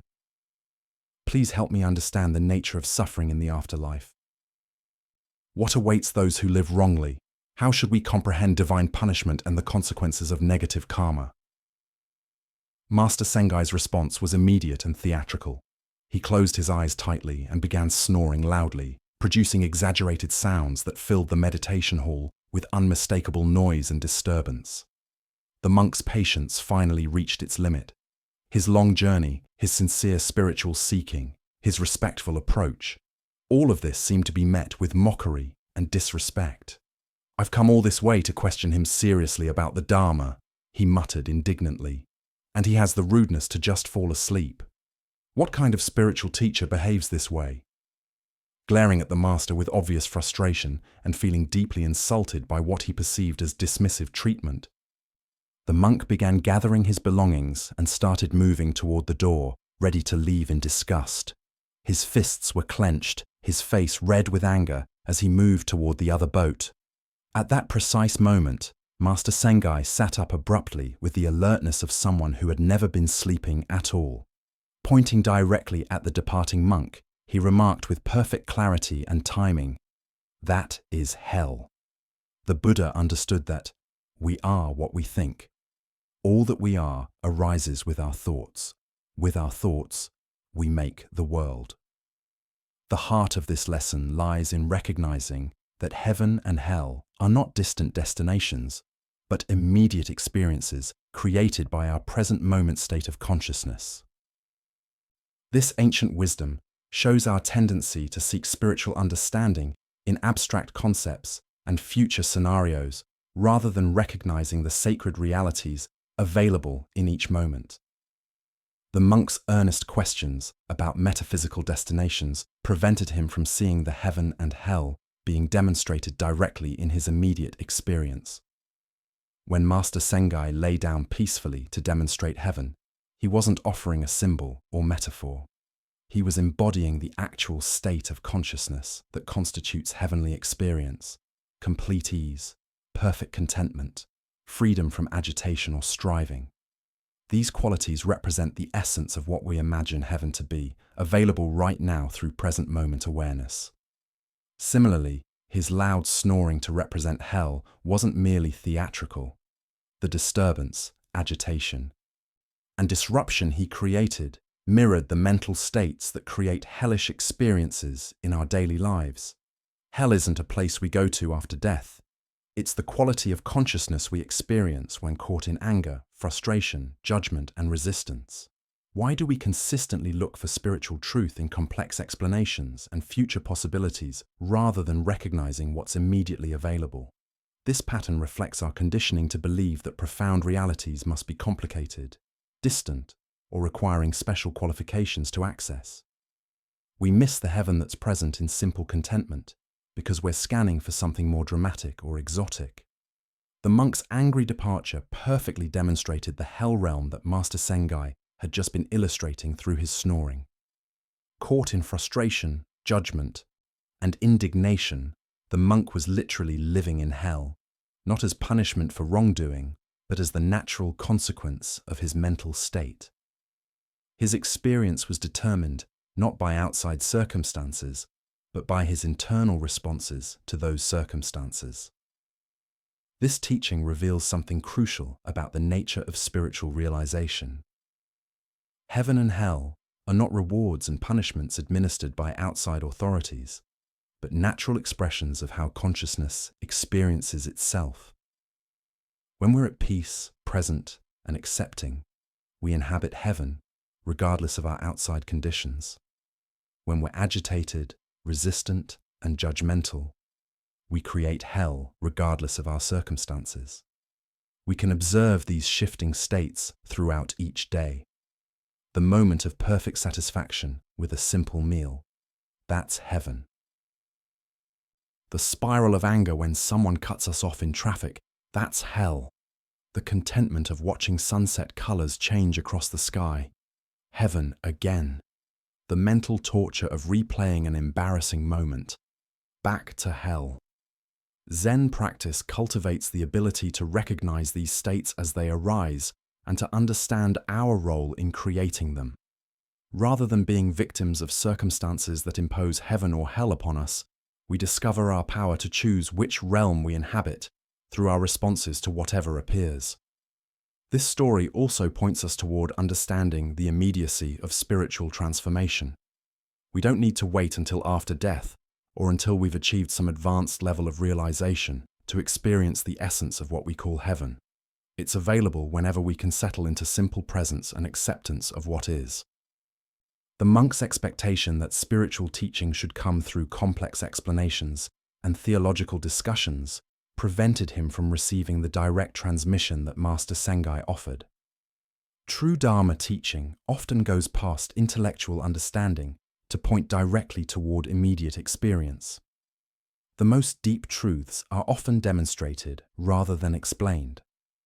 Additionally, our minds tend to create elaborate future scenarios, both hoped for and feared, that distract us from engaging fully with present experience. The monk's concern about ultimate destinations in the afterlife made him unavailable to the ultimate realities being revealed in the current moment. We also find ourselves confronted by the question of what constitutes respectful spiritual inquiry. The monk felt insulted by the master's unconventional teaching methods, but his angry response revealed that his respect was conditional on receiving instruction in the format he expected, rather than in the form that would be most effective. Tonight, as you notice your mental states shifting throughout the evening, can you recognize the moments when you're creating heaven through acceptance and presence, and the moments when you're creating hell through resistance and agitation? What would it mean to take conscious responsibility for which realm you inhabit, regardless of outside circumstances? As the Buddha taught, peace comes from within. Do not seek it without. Heaven is not a reward for good behavior, but the natural expression of a peaceful mind, available in any moment when we stop creating hell through our resistance to what is. Let us now explore a story about the invisible burdens we carry through life. In a serene monastery garden, where morning dew glistened on carefully tended paths, a young seeker approached his teacher with a question weighing heavily on his heart. His eyes reflected both determination and confusion as he bowed respectfully. "Master," he said, I wish to understand my path on earth better. Why do I seem to carry my past and relive it again and again? Why can't I get past my past? The master studied the young man with compassionate eyes, then gestured toward an intricate maze of translucent silk panels shimmering in the garden's filtered sunlight. Go forward into the maze, he said, reaching for a leather backpack. But carry this as you walk. It will help you stay focused. Be careful, though, as it is quite heavy. The young man accepted the backpack, initially surprised by how easily the master handed it over. But the moment it settled into his grasp, he gasped. The weight was extraordinary, forcing him to bend forward as he struggled toward the maze. Inside the silken labyrinth, he immediately encountered solid walls. Through the translucent material, he could see other seekers navigating their paths, like distant ghosts. No matter which direction he turned, every path seemed blocked. Exhausted, he sat down to think. Others are clearly ahead of me, he thought. Should I cheat and crawl under the silk? After wrestling with these thoughts, he chose integrity. As he stood with renewed resolve, an opening magically appeared. Progress felt rewarding until he faced another wall. This time, good intentions yielded no results. The backpack's weight became unbearable, cutting into his shoulders. What could be so heavy yet feel so soft? Overcome with curiosity, he removed the pack and peered inside. It was completely empty. Yet when he lifted it again, the weight remained undeniable. As he placed it back on his shoulders, a voice whispered clearly, "Look inside of you, young man, for the weight lies there." Suddenly, memories flooded his consciousness, his childhood tormentors, accumulated hurts and resentments carried for years. As he relived each painful experience, the backpack grew heavier. Then understanding dawned. I am the weight. I carry the burden of that which troubles me. With this insight, he began the work of forgiveness. I forgive you wherever you are, he found himself saying. Immediately, the pack lightened and new pathways opened. As sunlight warmed his face and he remembered moments of love, the weight continued diminishing until the backpack felt weightless. Finally, surrounded by solid silk walls, he sat in meditation. I am the light and the way. I recognized that I was the barrier, not anyone else. At these words, his feet began rising from the earth. He floated above the maze, seeing how others remained trapped by darkness in their own packs. With a thought, he found himself beside his teacher outside the labyrinth. "Master," he said, his face radiant, "I discovered that my darkness caused my weight, and my lightness freed me to fly." The master smiled knowingly. "What do you feel, young one? Do you feel freed?" Without waiting for an answer, he walked away. Buddha's wisdom reminds us, holding on to anger is like grasping a hot coal with the intent of throwing it at someone else. You are the one who gets burned. This ancient teaching shows us the deep truth revealed in the empty backpack story. We are the creators of our own burdens. What emerges from this tale is recognition that our past does not imprison us. Our relationship to our past does. The young seeker discovered that suffering came not from what others had done, but from his unwillingness to release those experiences. The empty backpack represents the invisible weight of unprocessed emotions and unhealed wounds we carry through life. Why do we cling so tightly to our pain? First is our identification with wounds. We derive identity from grievances, thinking, I am someone who was wronged, rather than, I experienced wronging, but I'm not defined by it. Second is our addiction to the familiar. Even painful emotions become comfortable because they're known. Third is our misunderstanding of forgiveness, believing it means condoning harmful behavior rather than freeing ourselves from resentment's prison. Consider how this plays out daily. The colleague who received credit for your idea still triggers anger. The parent who criticized you decades ago still influences your self-talk. Each is an invisible item in your backpack weighing you down. Zen teacher Jack Cornfield taught, Forgiveness is giving up all hope of having had a different past. We cannot change what happened, but we can change our relationship to what happened. The energy spent maintaining grievances could be redirected toward creating the life we actually want. The floating represents lightness available when we release psychological burdens. This isn't about bypassing pain, but processing experiences fully and choosing freedom over familiarity, growth over grievance. Tonight, as you prepare for rest, what invisible weight might you be carrying? Perhaps it's time to examine what you've been holding on to and ask, does this serve my highest good, or is it time to set it down? As the Buddha taught, you yourself, as much as anybody in the entire universe, deserve your love and affection. The path to freedom begins with radical self-forgiveness and willingness to travel light through life's inevitable challenges. Let us now turn to a story about the fundamental truth that governs all experience. A young student had been practicing meditation for several months with sincere dedication. Each morning and evening, he would sit quietly on his cushion, close his eyes, and attempt to follow the breathing techniques his teacher had shown him. Some days, the practice felt natural and peaceful, but recently he had been struggling with what seemed like constant distraction and discomfort. On this particular morning, he could barely sit still for 5 minutes before frustration overwhelmed him. His mind raced with thoughts about work, relationships, and a dozen trivial concerns. His legs ached from sitting in an unfamiliar position, and despite his best efforts to focus on his breath, he found himself constantly pulled away by mental chatter and physical restlessness.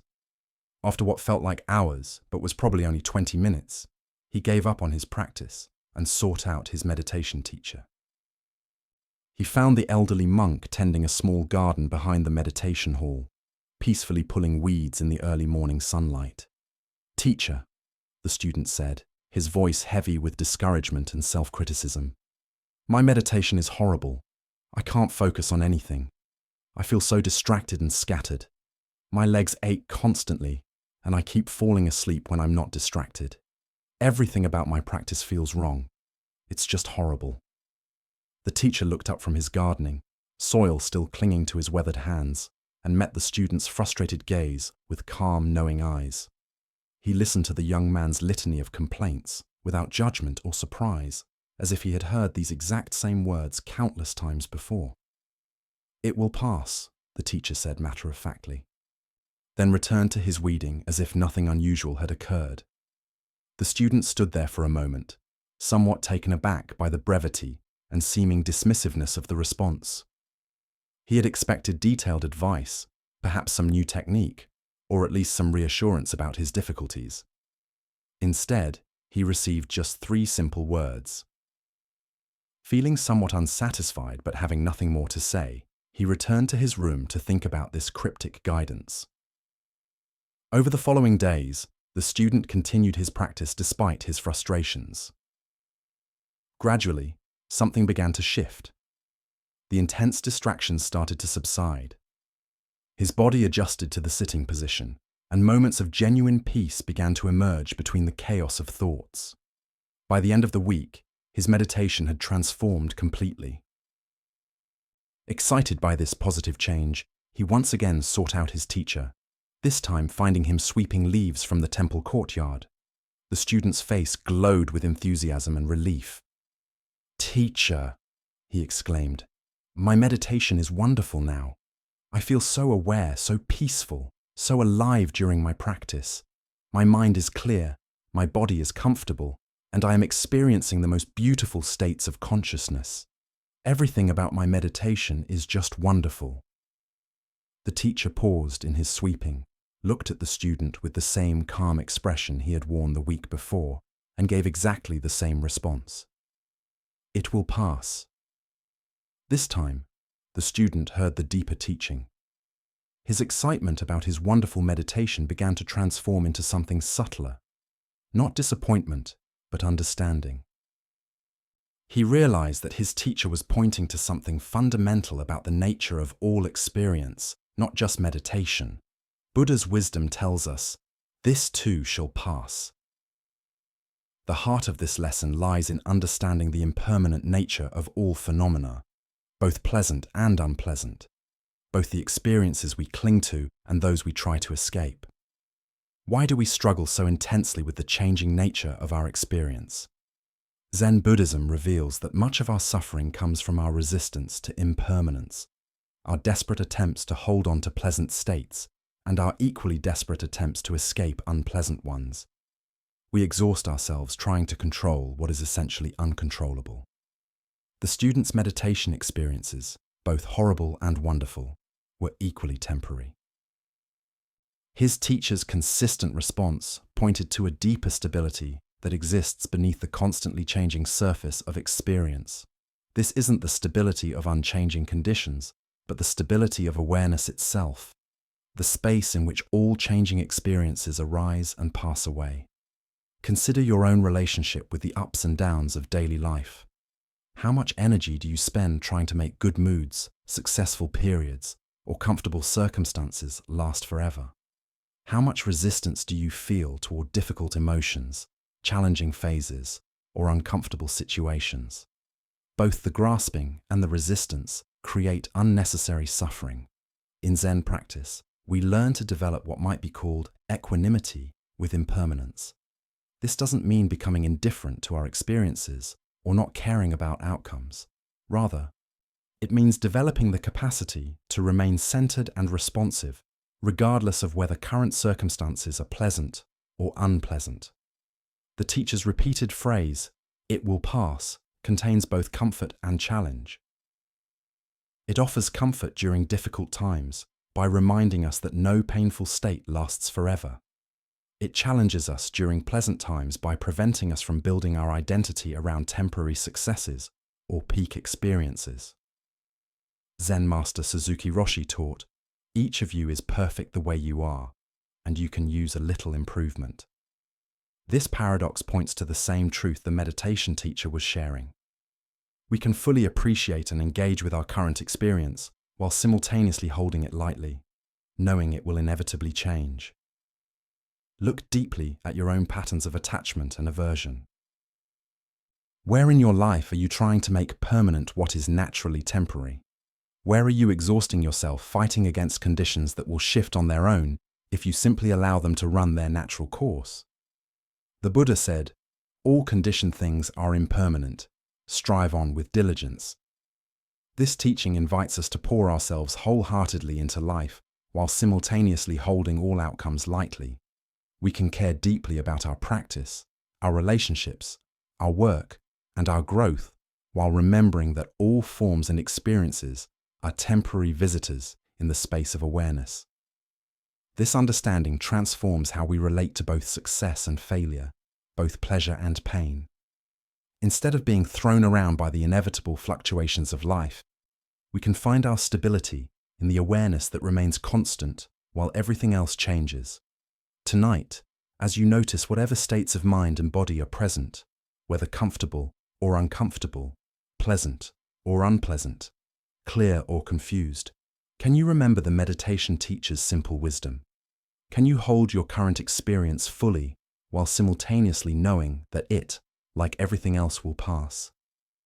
As the Buddha observed, just as the great ocean has one taste, the taste of salt, so also this teaching has one taste, the taste of liberation. The taste of liberation is found not in achieving permanent pleasant states, but in discovering the freedom that comes from dancing gracefully with the ever-changing nature of existence itself. Let us continue on our journey through the wisdom of Zen Buddhism with a story about the phantoms we create with our own minds. A man lived peacefully with his beloved wife for many years. Their love was deep and genuine, their companionship a source of daily joy. But as fate would have it, she became gravely ill. As she lay on her deathbed, her breathing shallow and her strength fading, she grasped her husband's hand with surprising force. "My darling," she whispered, her eyes filled with both love and fear. "I cannot bear the thought of leaving you, and I cannot bear the thought of you loving another. Promise me that when I am gone, you will not see any other women. Promise me you will remain faithful to my memory forever, or I swear I will return from the grave to haunt you. The husband, his heart breaking at her words and her impending departure, made the promise she demanded. What else could he do? In that moment of grief and love, he would have agreed to anything to ease her suffering and honor their bond. For several months after her death, the widower kept his word. He avoided social gatherings, declined invitations, and turned away from any possibility of female companionship. His world became small and lonely, filled only with work and memories. But as time passed and the sharpest edge of grief began to soften, he found himself drawn back into the world of the living. It was at a local market that he met her, a kind woman with gentle eyes and a warm smile. Despite his promise to his deceased wife, he found himself drawn to this new person. Conversations led to friendship. Friendship deepened into affection. And eventually, despite his guilt and internal conflict, he fell in love again. The night he and his new love became engaged, his worst fears materialized. As he lay in bed, the room suddenly grew cold, and there before him stood the unmistakable figure of his dead wife. Her face was pale with anger, her eyes blazing with accusation. "You have broken your promise to me," she said, her voice carrying the chill of the grave. "You have betrayed our love and dishonored my memory." But what truly terrified the man was not just her appearance, it was her impossible knowledge. Night after night, she would return to torment him, recounting in perfect detail everything that had happened between him and his fiancée.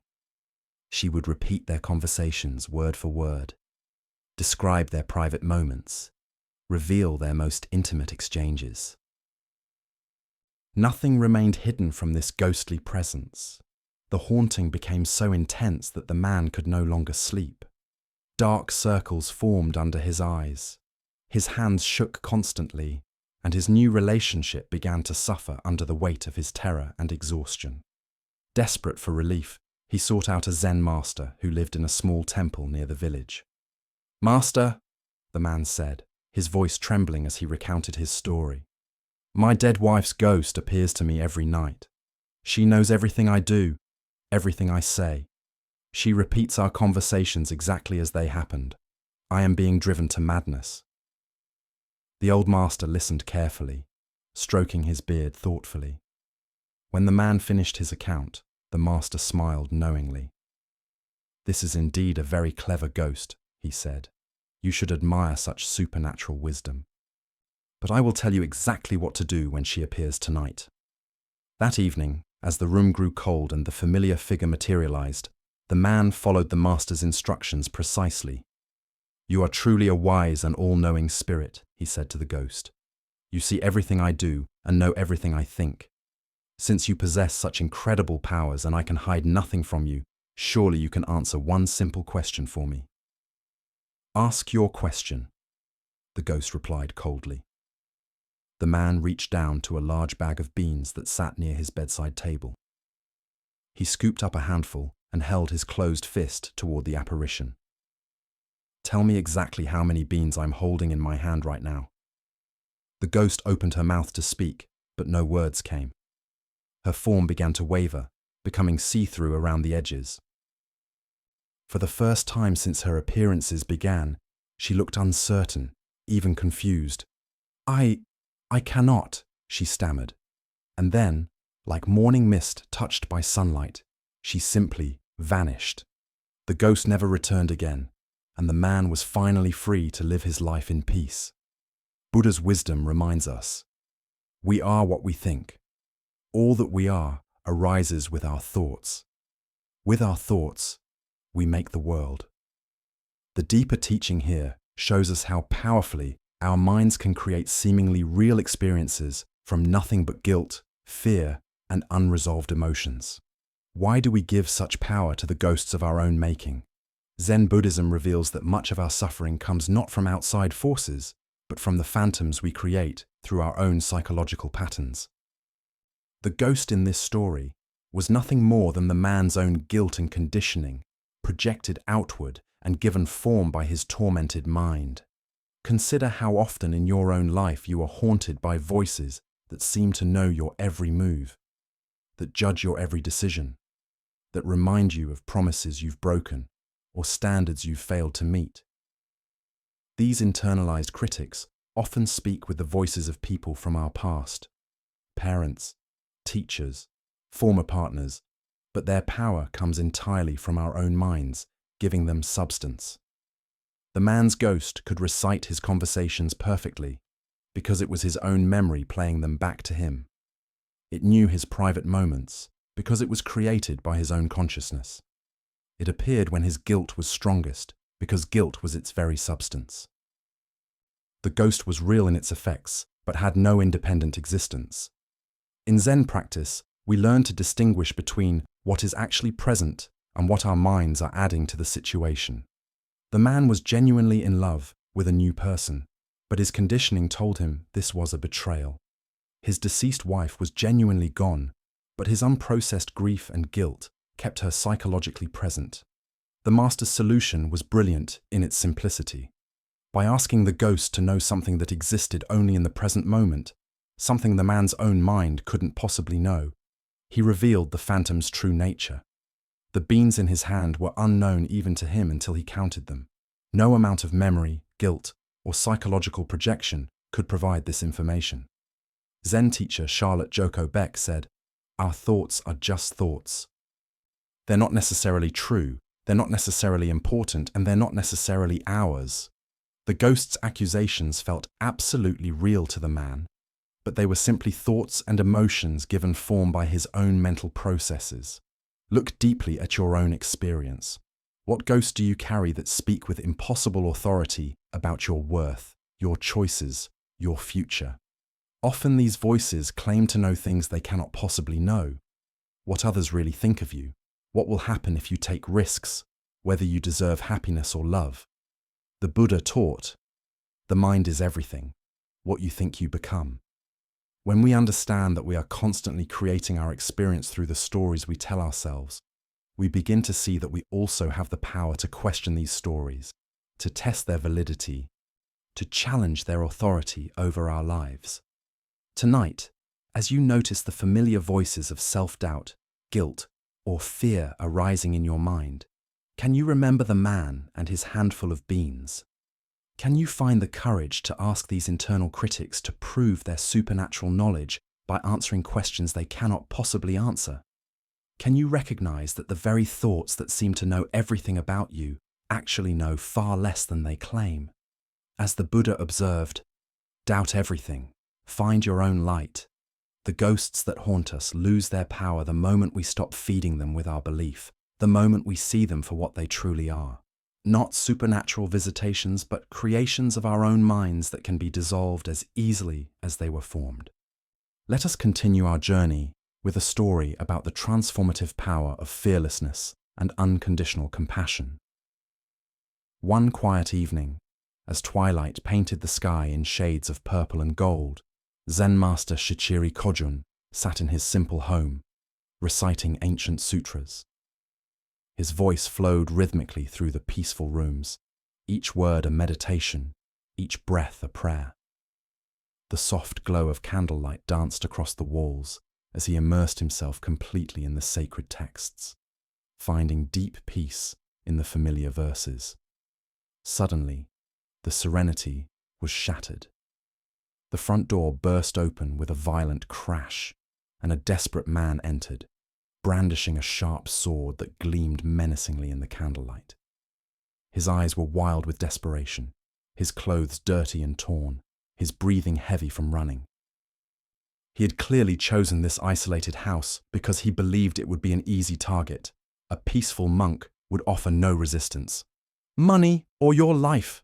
the thief demanded, his voice trembling with a mixture of fear and aggression. He expected the old man to cower, to plead, to scramble frantically for whatever valuables he might have hidden away. But Shichiri didn't even look up from his sutra book. His voice remained calm and steady as he continued reciting for a moment before pausing to address the intruder. "Please don't disturb my practice," he said with the same gentle tone he might use to ask someone to close a door. "If you need money, help yourself. It's in that drawer over there." He gestured casually toward a simple wooden chest, then immediately returned to his recitation as if nothing unusual had occurred. The thief stood frozen, his sword still raised, completely bewildered. In all his years of stealing, he had never encountered such a reaction. No fear, no pleading, no anger, just matter-of-fact helpfulness, as if he were a neighbor who had stopped by to borrow something. Shaking his head in confusion but proceeding with his business, the thief moved to the indicated drawer and began gathering the coins and small valuables he found there. The soft sound of the master's voice continued behind him, reciting sacred words as peacefully as if he were alone. Just as the thief was preparing to leave with his stolen goods, the master's voice called out again. "Wait," Shichiri said, finally looking up from his book. "Please don't take everything. I need some of that money to pay my taxes tomorrow. Leave a little for me. Won't you?" The thief stared at him in amazement. Here was a man who was being robbed, calmly negotiating the terms of his own robbery as if they were conducting normal business. Almost without thinking, the thief returned some of the money to the drawer. As he turned to leave, certain that this strange encounter was finally over, the master's voice stopped him once more. "You took my money!" Shichiri called out, his tone carrying a note of gentle reproach. "And you didn't even thank me. That's quite rude, don't you think?" This final comment left the thief completely speechless. His sword hand began to shake. Never in his most violent encounters had he been so thoroughly unnerved. Here was a man who treated robbery as if it were a favor, who was more concerned about politeness than personal safety. "Thank you," the thief stammered, and then fled into the night as quickly as his legs would carry him. Later, when the thief was caught and confessed to numerous crimes, including the incident at Shichiri's house, the master was called as a witness. The court officials expected him to demand justice, to describe the terror and violation he had experienced. Instead, Shichiri spoke with the same calm clarity he had shown that evening. "This man did not steal anything from me," he testified. "I gave him the money freely. He even thanked me for it, though it took a little reminding." The thief, sitting in chains, felt something break open in his chest as he heard these words. This man had not only shown him extraordinary kindness in the moment of the crime, but was now protecting him from the consequences. For the first time in years, tears came to his eyes, not tears of self-pity or anger, but tears of recognition. He had encountered something he had never experienced before: love without conditions. Upon his release from prison, the former thief sought out the master and begged to become his student. Under Shichiri's patient guidance, he learned to cultivate the same fearless compassion he had witnessed that night. Years later, through dedicated practice and the master's unwavering belief in his potential for transformation, he attained the deep peace and wisdom of enlightenment. As the Buddha observed, hatred does not cease by hatred, but only by love. This is the eternal rule. What emerges from this story is the revolutionary power of meeting violence with absolute peace, responding to taking with giving, and answering fear with love. Why do we instinctively believe that force must be met with force, that aggression requires defensive reaction? Zen Buddhism reveals that this pattern, while natural, often continues the very conflicts it seeks to resolve. When we respond to hostility with hostility, we simply escalate the cycle of suffering. But when we respond with genuine compassion, not passive submission but active love, we create space for transformation that wouldn't otherwise exist. Look deeply at your own experience. When someone approaches you with anger, criticism, or demand, what is your automatic response? Most of us immediately mobilize our defenses, preparing to protect ourselves through counterattack or withdrawal. But notice what happens in your body and mind during these defensive reactions. Does the tension decrease or increase? Does the conflict resolve or intensify? Shichiri's response demonstrates what Zen calls skillful means, acting from wisdom rather than reflex. His fearlessness didn't come from being unaware of danger, but from understanding something deep about the nature of reality. He recognized that the thief's aggression arose from desperation and suffering, not from inherent evil. By refusing to see him as an enemy, Shichiri created the possibility for the thief to see himself differently. In Zen practice, we cultivate what might be called the courage of defenselessness. This doesn't mean being naive about genuine danger or allowing ourselves to be harmed unnecessarily. Rather, it means developing the confidence to respond to difficult situations from our highest wisdom rather than our most primitive instincts. The Buddha taught, in the end, just 3 things matter: how well we have lived, how well we have loved, how well we have learned to let go. Shichiri embodied all 3 in his encounter with the thief. He lived from complete presence, loved without conditions, and let go of any attachment to his possessions or even his personal safety. Consider the people in your life who challenge you: the difficult colleague, the critical family member, the aggressive driver in traffic. What would it mean to meet their energy with the same kind of fearless compassion Shichiri showed? Not by agreeing with them or submitting to their demands, but by refusing to match their level of reactivity, by staying connected to your own center of peace, regardless of their behavior. Tonight, as you encounter your own moments of tension or conflict, can you remember the master who treated a robber as an honored guest? Can you find the space between stimulus and response where choice lives, where you can decide to meet aggression with peace, taking with giving, fear with love? Buddha's wisdom reminds us, better than 1,000 hollow words is one word that brings peace. Sometimes the most powerful response to violence is simply to remain unshakable in our commitment to compassion, knowing that love has a transformative power that force can never match. Let us now turn to a tale about the nature of faith and self-doubt. A poor man walks slowly through a dense forest, his shoulders heavy with worry, bills unpaid, relationships strained, dreams deferred. Each step seemed to echo with the weight of his many troubles. The canopy above filtered the sunlight into gentle patterns on the forest floor, but he noticed none of this beauty. His mind churned endlessly through his problems, each thought leading to another worry, another reason why his life felt so difficult. Exhausted from walking and thinking, he stopped to rest against what appeared to be an ordinary tree. Its trunk was wide and welcoming, its bark smooth against his back. As he leaned there, catching his breath, he realized how thirsty he had become. "I wish I had something to drink," he murmured to himself. Instantly, as if appearing from thin air, a cup of cool, clear water appeared in his hand. He stared at it in disbelief, turning the cup this way and that, examining it for some trick or illusion. The water looked pure and inviting. Tentatively, he brought it to his lips and drank. It was the most refreshing water he had ever tasted, cool and sweet, exactly what his parched throat needed. "That was strange," he said aloud. But his stomach chose that moment to growl with hunger. Almost without thinking, he wished for food. A simple but nourishing meal appeared before him on a wooden plate: fresh bread, ripe fruit, and vegetables that looked as if they had just been harvested. The aroma made his mouth water. He ate slowly, marveling at each bite. "My wishes are being granted," he whispered in amazement.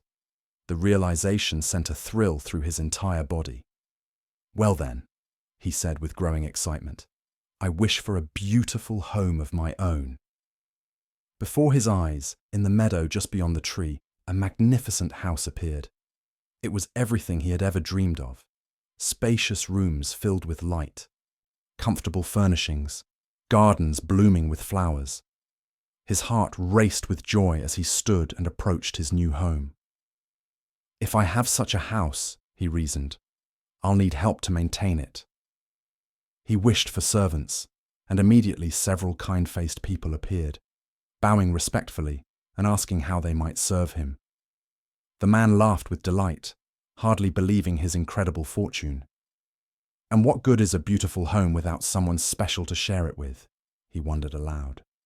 He wished for a beautiful, loving, intelligent woman to be his companion. A radiant woman appeared beside him, her eyes warm with affection, her smile gentle and knowing. But as she took his hand, something shifted in the man's mind. The rational voice that had whispered doubts throughout his life suddenly grew louder. "Wait a minute," he said, stepping back from the woman. "This is ridiculous. I'm not this lucky. Things like this don't happen to people like me. This can't be real." As the words left his mouth, everything began to fade.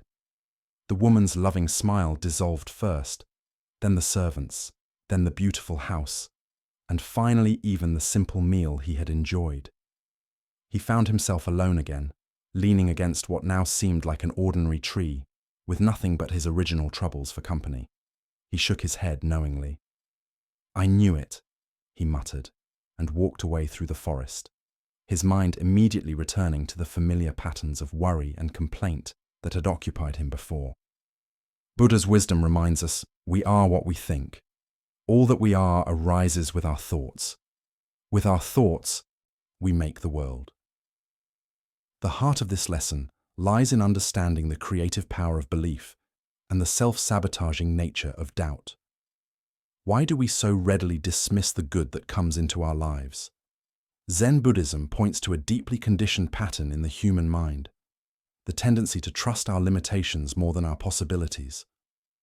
We become so familiar with struggle, so identified with our problems, that abundance feels foreign, even threatening to our sense of self. Consider how often throughout your day you might receive unexpected kindness, notice surprising beauty, or encounter opportunities that could transform your circumstances. How quickly do you dismiss these gifts as coincidence, luck, or too good to be true? This reflexive doubt often causes us to literally walk away from the very blessings we've been seeking. The wishing tree represents the responsive universe that Zen teaches us about, a reality that mirrors back our deepest beliefs about what we deserve and what's possible. When we approach life with trust and openness, we often discover resources and opportunities that were always available but previously invisible to us. When we approach with cynicism and self-doubt, these same possibilities seem to vanish. The man in the story had access to everything he needed, but his conditioning told him that someone like him couldn't possibly be worthy of such gifts. His belief in his own limitations became more powerful than the evidence of his senses. This is the tragedy of self-doubt. It causes us to abandon the very solutions to our problems. Zen teacher Suzuki Roshi said, "Each of you is perfect the way you are, and you can use a little improvement." This paradox points to the balance between accepting our inherent worthiness while remaining open to growth. The man under the tree couldn't hold both truths simultaneously, that he was worthy of good things and that positive change was possible in his life. In our modern context, we encounter wishing trees constantly. The colleague who offers genuine friendship, but we assume they have ulterior motives. The job opportunity that seems perfect, but we convince ourselves we're not qualified. The romantic relationship that feels too good to be true, so we sabotage it before it can disappoint us. Each time we choose familiar limitation over unfamiliar possibility, we walk away from our own wishing tree. The Buddha taught, doubt everything, find your own light. But there's a crucial distinction between the doubt that leads to wisdom and the doubt that leads to self-defeat. Wise doubt questions, assumptions, and seeks truth. Self-defeating doubt assumes the worst about ourselves and our possibilities, then treats these assumptions as facts. Zen practice invites us to notice when we're dismissing good fortune, abundance, or love simply because it doesn't match our habitual story about ourselves.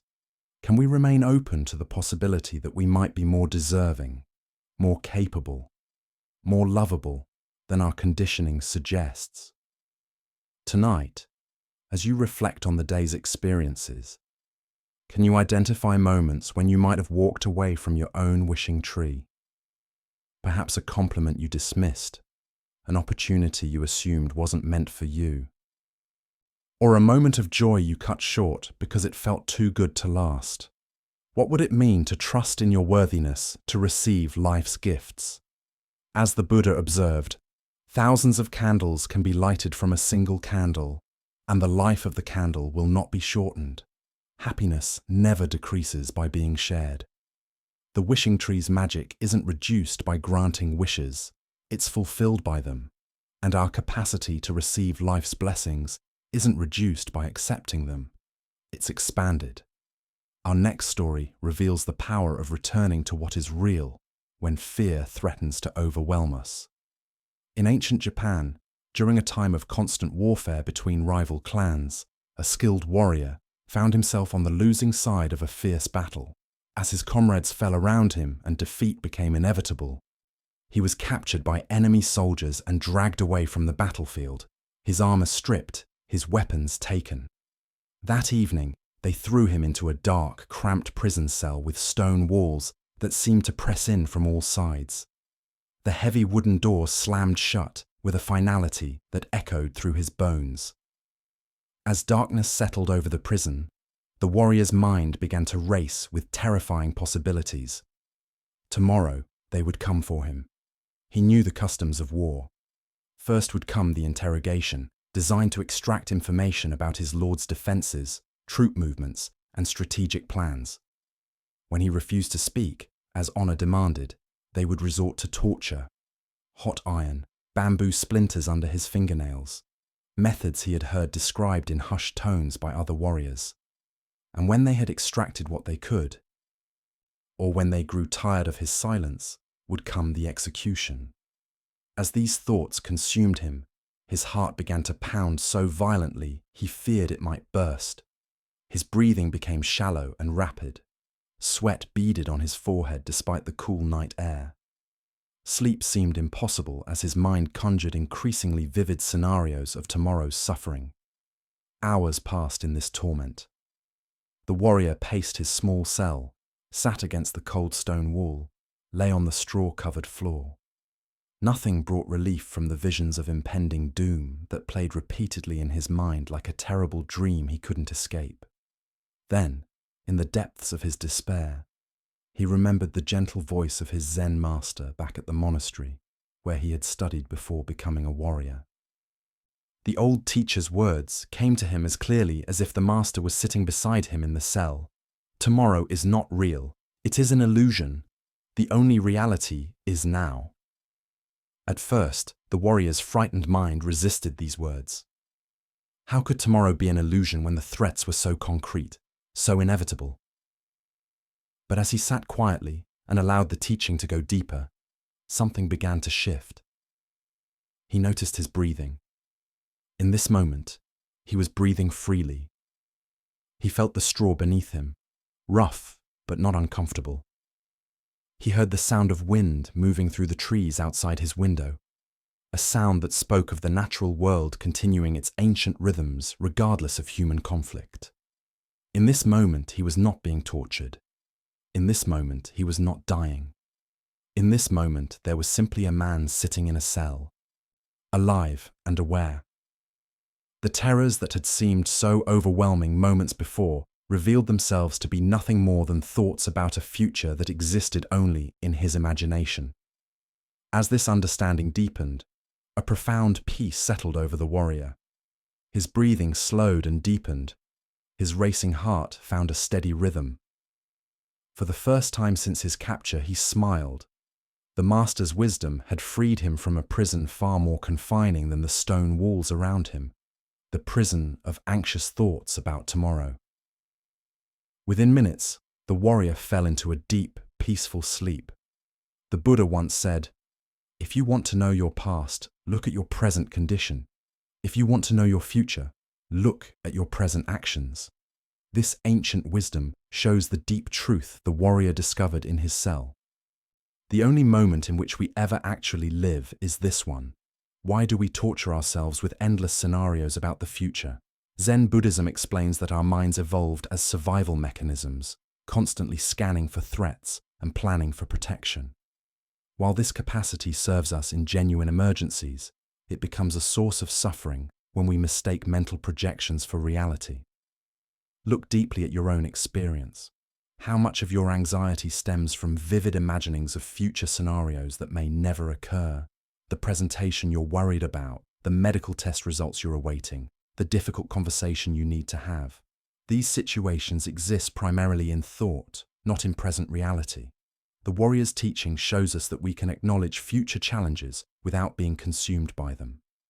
Planning and preparation have their place, but when they transform into obsessive worry, they rob us of peace and clarity. As Vietnamese Zen master Thich Nhat Hanh taught, thanks to impermanence, everything is possible. The future remains unwritten, shaped by causes and conditions we cannot fully predict or control. The worried mind assumes that current difficulties will inevitably continue or worsen, but impermanence teaches us that everything changes. The warrior in his cell could not know what the next day would actually bring. Perhaps his lord's forces would mount a rescue. Perhaps his captors would show mercy. Perhaps diplomatic negotiations would secure his release. Buddha spoke of this when he said, "The past is gone, the future is not yet here, and there is only one moment for you to live."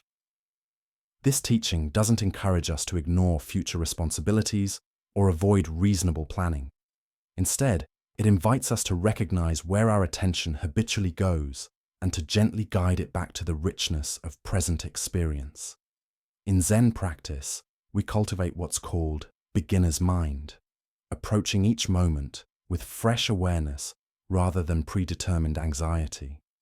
When we truly inhabit the present, we often discover that it contains resources for peace and clarity that worried thinking never revealed. Consider how the warrior's shift in attention transformed his entire experience. The same cell, the same uncertain future, but by returning to present moment awareness, suffering transformed into peace. This transformation is available to us in every moment of anxiety or fear. Tonight, as you notice your mind creating stories about tomorrow's challenges, remember the captured warrior and his master's wisdom. What is actually happening right now? What simple experiences, breathing, sitting, the temperature of the air, are available to anchor you in reality rather than imagination? As the Buddha taught, do not dwell in the past, do not dream of the future, concentrate the mind on the present moment. In this teaching lies the key to the warrior's prison and our own. Let us now turn to a story about generosity in the face of poverty and the deep recognition of what truly cannot be stolen. Master Ryokan lived in conditions of voluntary simplicity that would have challenged even the most committed ascetic. His small mountain hut contained virtually no possessions, no treasures, no valuable objects, no accumulations of any kind that might tempt a thief or provide security for the future. His few belongings consisted only of the most basic necessities, worn robes, simple eating utensils, and perhaps a book or two for thought. On this particular evening, as Master Ryokan rested peacefully in his humble dwelling, a sneak thief approached through the darkness, believing he had found an easy target in what appeared to be an unguarded dwelling. The thief moved carefully, avoiding any sounds that might alert the occupant to his presence, and managed to slip inside the hut undetected. Once inside, however, the burglar quickly discovered the reality of the master's lifestyle. He searched methodically through the small space, examining every corner and crevice where valuables might be hidden, but found absolutely nothing worth stealing. There were no coins, no jewelry, no fine fabrics, no tools of value, nothing that could be easily carried away and converted into money or traded for necessities. The thief stood in the middle of the sparse room, frustrated and disappointed by this complete lack of anything worth taking. He had risked detection and potential punishment for what appeared to be a completely fruitless endeavor. After investing time and effort in this nighttime enterprise, he was faced with the prospect of returning home empty-handed, with nothing to show for his criminal efforts. Just as the discouraged thief was preparing to leave in defeat, Master Ryokan's voice emerged gently from the darkness. Rather than shouting for help or expressing anger at this intrusion into his privacy, the master spoke with the kind of compassionate concern he might show toward any guest who was experiencing difficulty. "Wait," the master called softly. "Don't leave yet." The thief froze, expecting to be confronted, accused, or perhaps threatened with consequences for his attempted burglary.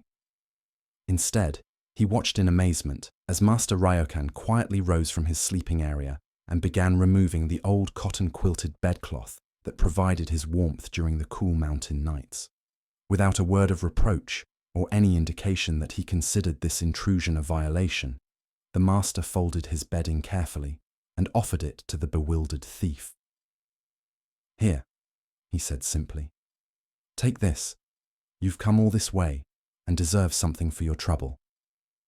The thief accepted the unexpected gift in stunned silence, unsure how to respond to such extraordinary generosity from someone he had intended to rob. This was unlike any encounter with a victim he had ever experienced. The master's kindness left him speechless and somehow ashamed of his original intentions.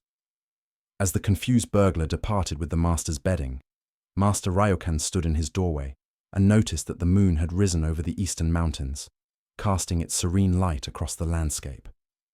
The beauty of this sight inspired him to compose a traditional waka poem that captured both his physical situation and his spiritual understanding. Left untouched by the thief in his haste, the moon in the window, Buddha spoke of this when he said, "Thousands of candles can be lighted from a single candle, and the life of the candle will not be shortened. Happiness never decreases by being shared." This tale reveals a teaching about the difference between material wealth and true abundance, and the recognition that our deepest treasures cannot be taken by any outside force. This ancient wisdom shows our relationship with possession, security, and the fear of loss that dominates so much of human experience. Master Ryokan's response to the thief reveals someone who understood that genuine wealth consists not in what we accumulate, but in our capacity for generosity, compassion, and appreciation of beauty that requires no ownership. The master's immediate impulse to give something to the disappointed thief demonstrates a revolutionary understanding of abundance. Rather than feeling victimized by someone who had tried to take from him, he experienced concern for someone who seemed to be in need. His poverty became a source of generosity rather than a reason for defensiveness or fear. Why do we typically respond to attempted theft with anger, outrage, and desire for punishment rather than compassion for the thief's desperation? This reaction stems from our identification with our possessions as extensions of ourselves and our belief that being robbed somehow diminishes our worth or security. But Master Ryokan's response suggests a different relationship with material goods, one based on stewardship rather than attachment. His poem about the moon reveals the deep teaching at the heart of this story. The thief could take material objects, but could never steal the master's appreciation of beauty, his capacity for wonder, his ability to find joy in simple natural phenomena. These internal treasures, peace, contentment, aesthetic sensitivity, remain completely beyond the reach of any outside threat. The image of the moon in the window represents all the gifts that life offers freely to anyone with eyes to see them: beauty, mystery, natural wonder, and the kind of wealth that increases rather than decreases when shared. The thief left with fabric that would eventually wear out, but the master retained access to beauty that would never diminish and joy that no one could take away. This teaching reveals the difference between having and being. Material possessions require constant protection, can be lost or stolen, and often create more anxiety than genuine security. But the qualities of consciousness that Master Ryokan embodied, generosity, peace, appreciation, become stronger through expression rather than weaker through sharing. We can observe similar dynamics in our own relationship with loss and theft. When someone takes something from us, do we focus primarily on what we've lost or on our capacity to respond with wisdom and compassion? Can we recognize opportunities to practice generosity even in situations that initially seem to call for defensive reactions? The story also points us toward understanding true security. Master Ryokan felt safe not because he had elaborate locks or security systems, but because he had nothing worth stealing in conventional terms and everything worth having in spiritual terms. His security came from inner abundance rather than outside accumulation. Zen practice cultivates what might be called non-possessive appreciation, the ability to enjoy beauty and goodness without needing to own or control them. When we can appreciate the moon without needing to possess it, we access a form of wealth that no economic conditions can threaten. Additionally, our minds tend to assume that voluntary simplicity means deprivation or sacrifice, but Master Ryokan's story suggests the opposite, that reducing our attachment to material accumulation can actually increase our access to the forms of wealth that truly matter. His poverty became a gateway to generosity rather than a limitation on his capacity to give. The thief's hasty departure suggests that he recognized something in the master's response that challenged his entire framework for understanding value and security. Being met with kindness instead of anger, generosity instead of defensiveness, probably planted seeds that would continue growing long after he left the mountain hut. Beyond this, there emerges a teaching about the transformative power of unexpected responses. By meeting attempted theft with spontaneous giving, Master Ryokan created a moment of grace that had the potential to change not only the thief's immediate experience, but his entire understanding of human nature and the possibilities for positive interaction.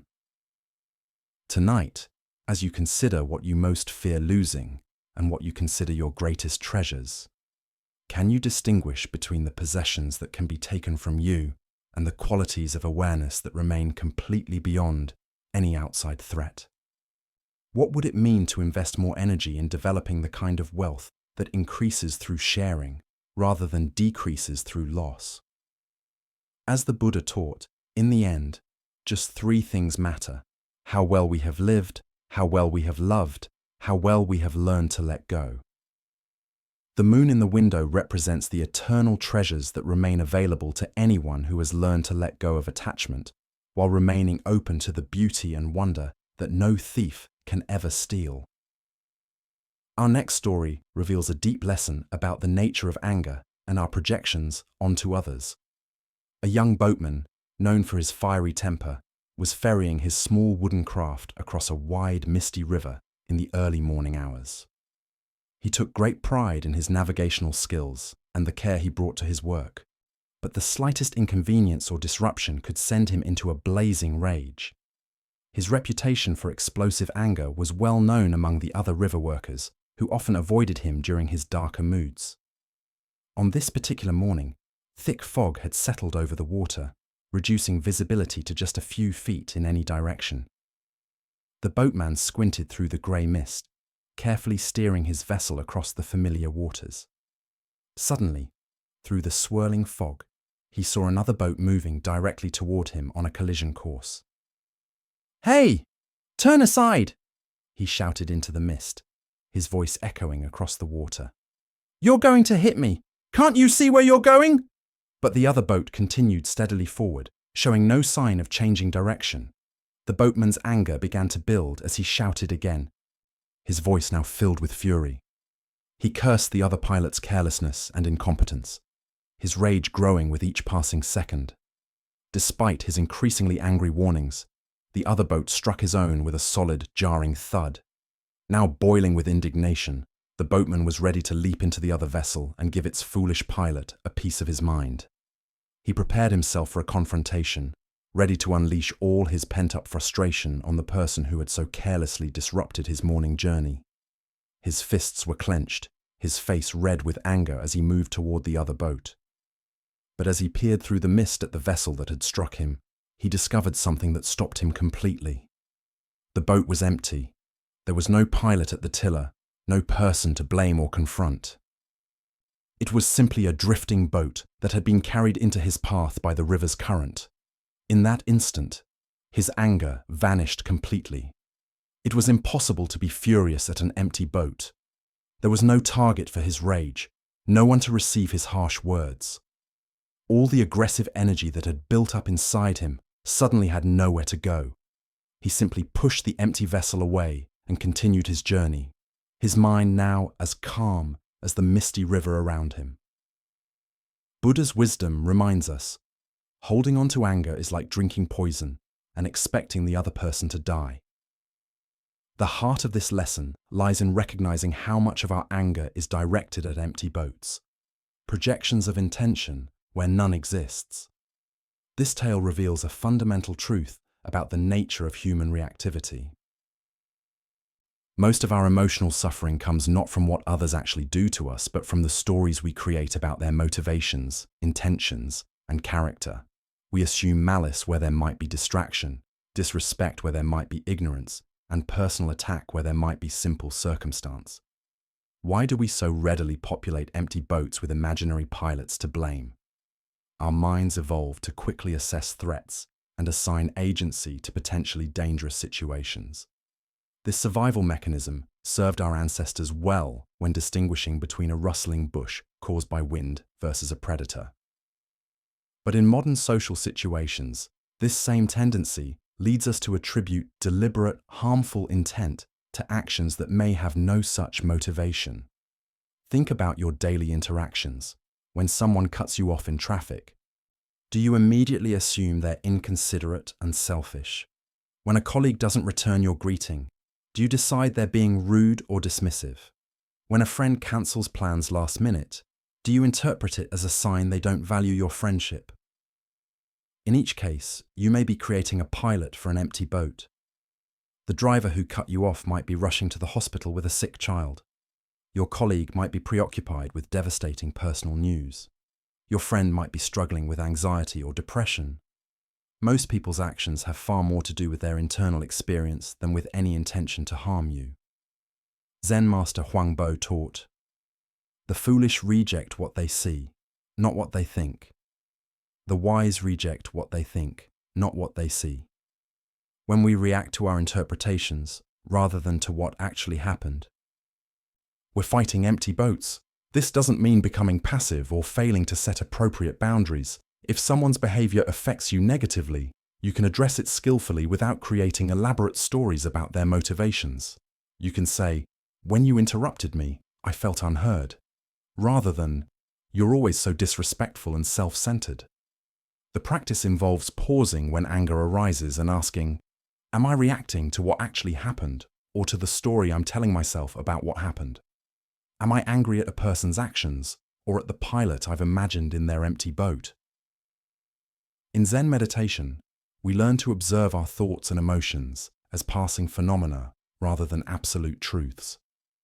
When anger arises, instead of immediately believing and acting on it, we can notice, anger is here. What story is my mind creating? What am I assuming about this person's intentions? The Buddha said, "You will not be punished for your anger. You will be punished by your anger."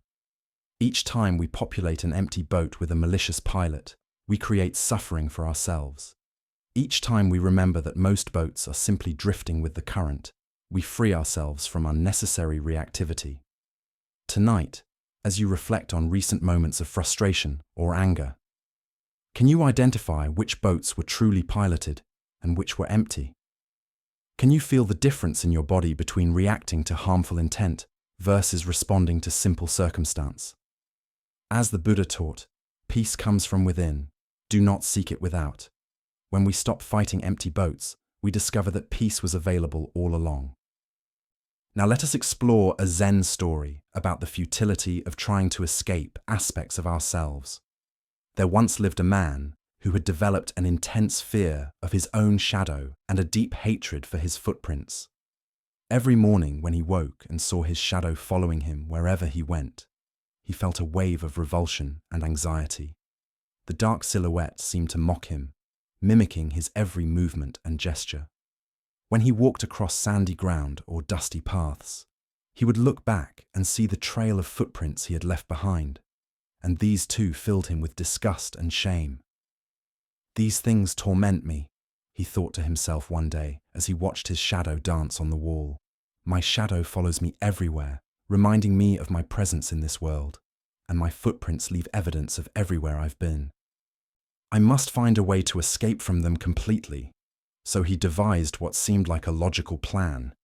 He would run away from his shadow and outpace his footprints.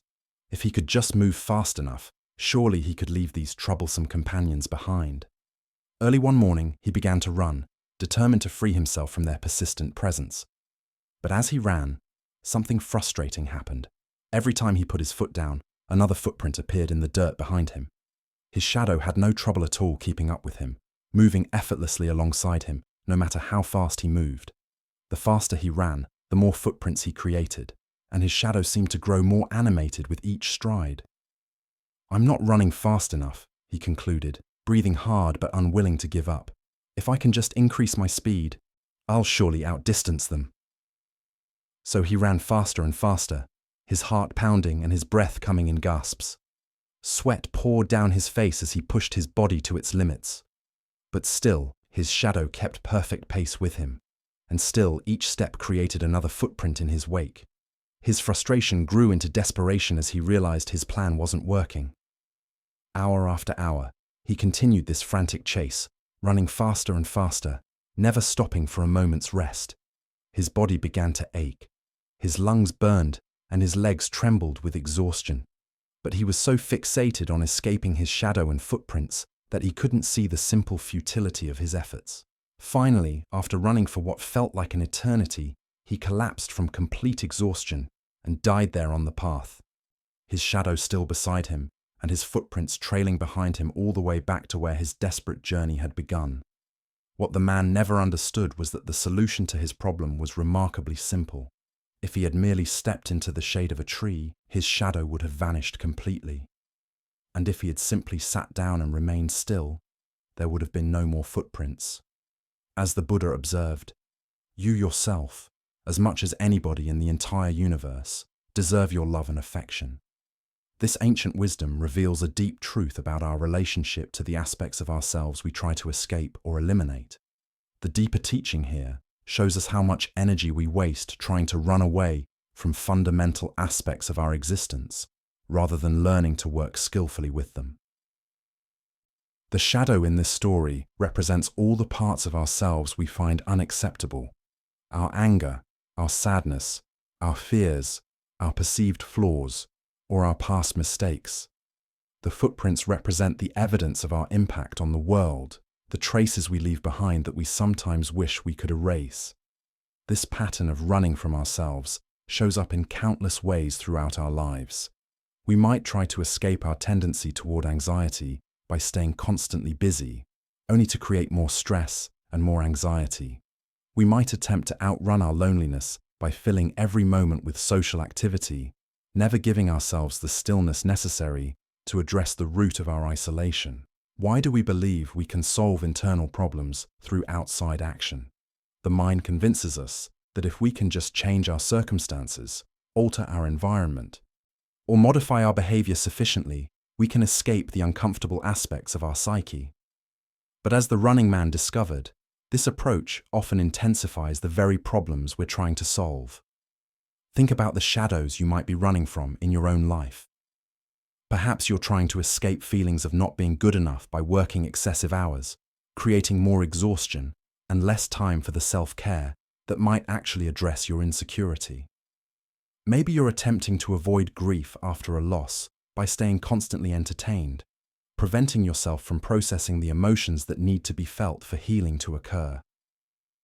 The footprints we try to escape might be past mistakes, relationships that ended badly, or choices we regret. We exhaust ourselves trying to outrun the consequences of our history rather than learning to make peace with our imperfect human journey. Zen Buddhism points toward a radically different approach. Instead of running from our shadows, we can learn to step into the shade. Instead of trying to eliminate our footprints, we can learn to walk more mindfully.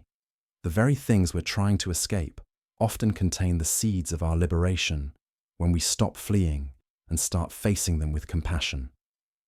Zen teacher Shunryu Suzuki taught, "Each of you is perfect the way you are, and you can use a little improvement." This paradox captures the essence of working skillfully with our shadows. We can accept ourselves completely while still engaging in growth and healing, but from a place of self-compassion rather than self-rejection. The shade of the tree in the story represents the sanctuary we find when we stop running and start practicing self-acceptance. When we turn toward our difficult emotions with kindness rather than resistance, they often dissolve naturally, like shadows disappearing in the shade. When we cease the frantic activity designed to prove our worth or escape our discomfort, we create space for genuine rest and insight. The Buddha said, "The way is not in the sky. The way is in the heart." The path to freedom from our shadows leads through them, not around them. By bringing compassionate attention to the parts of ourselves we've been running from, we transform our relationship to them completely. Consider what might change if you stopped running from your particular shadows tomorrow.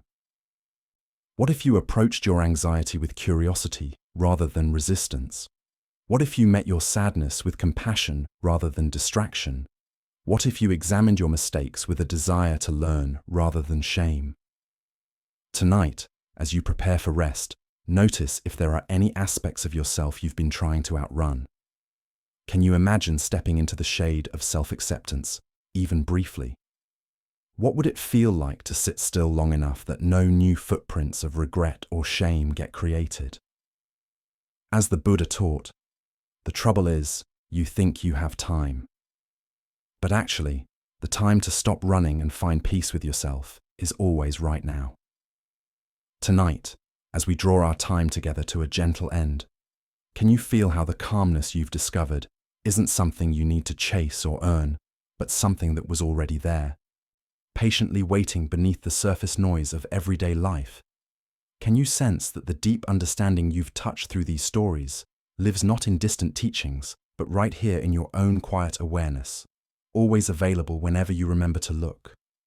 The Buddha reminded us, 3 things cannot be long hidden: the sun, the moon, and the truth. As you reflect on this wisdom, notice that the peace and insight you've experienced tonight don't require perfect conditions or special knowledge to access. They emerge naturally from your own mind when you allow yourself to simply be present. Each story we've shared has offered you a different doorway into the same essential understanding, that happiness comes not from getting what we want, but from wanting what we already have. That freedom isn't about controlling our circumstances, but about changing how we relate to them. And that wisdom isn't something complicated we need to achieve, but something simple we need to remember. Even when your thoughts start racing again, even when daily stress returns tomorrow, the insights you've absorbed tonight have taken root in the quiet depths of your mind. They're now part of you, ready to surface whenever you need them most, like trusted friends who appear just when you need guidance. As you prepare to drift into rest, remember that these ancient teachings haven't shown you a complex philosophy, but a natural way of being that feels like coming home to yourself. In the stillness that's settling over you now, notice how effortlessly your breathing has slowed, how naturally your muscles have released their tension, and how peacefully your mind has begun to quiet. These stories remind us that deep truth isn't hidden in complicated concepts or faraway places. It lives in the simple miracle of this moment, in your breath, in your heartbeat, in the awareness that notices both. Tonight, you've remembered what you already knew but had perhaps forgotten, that everything you need for peace and understanding is already here.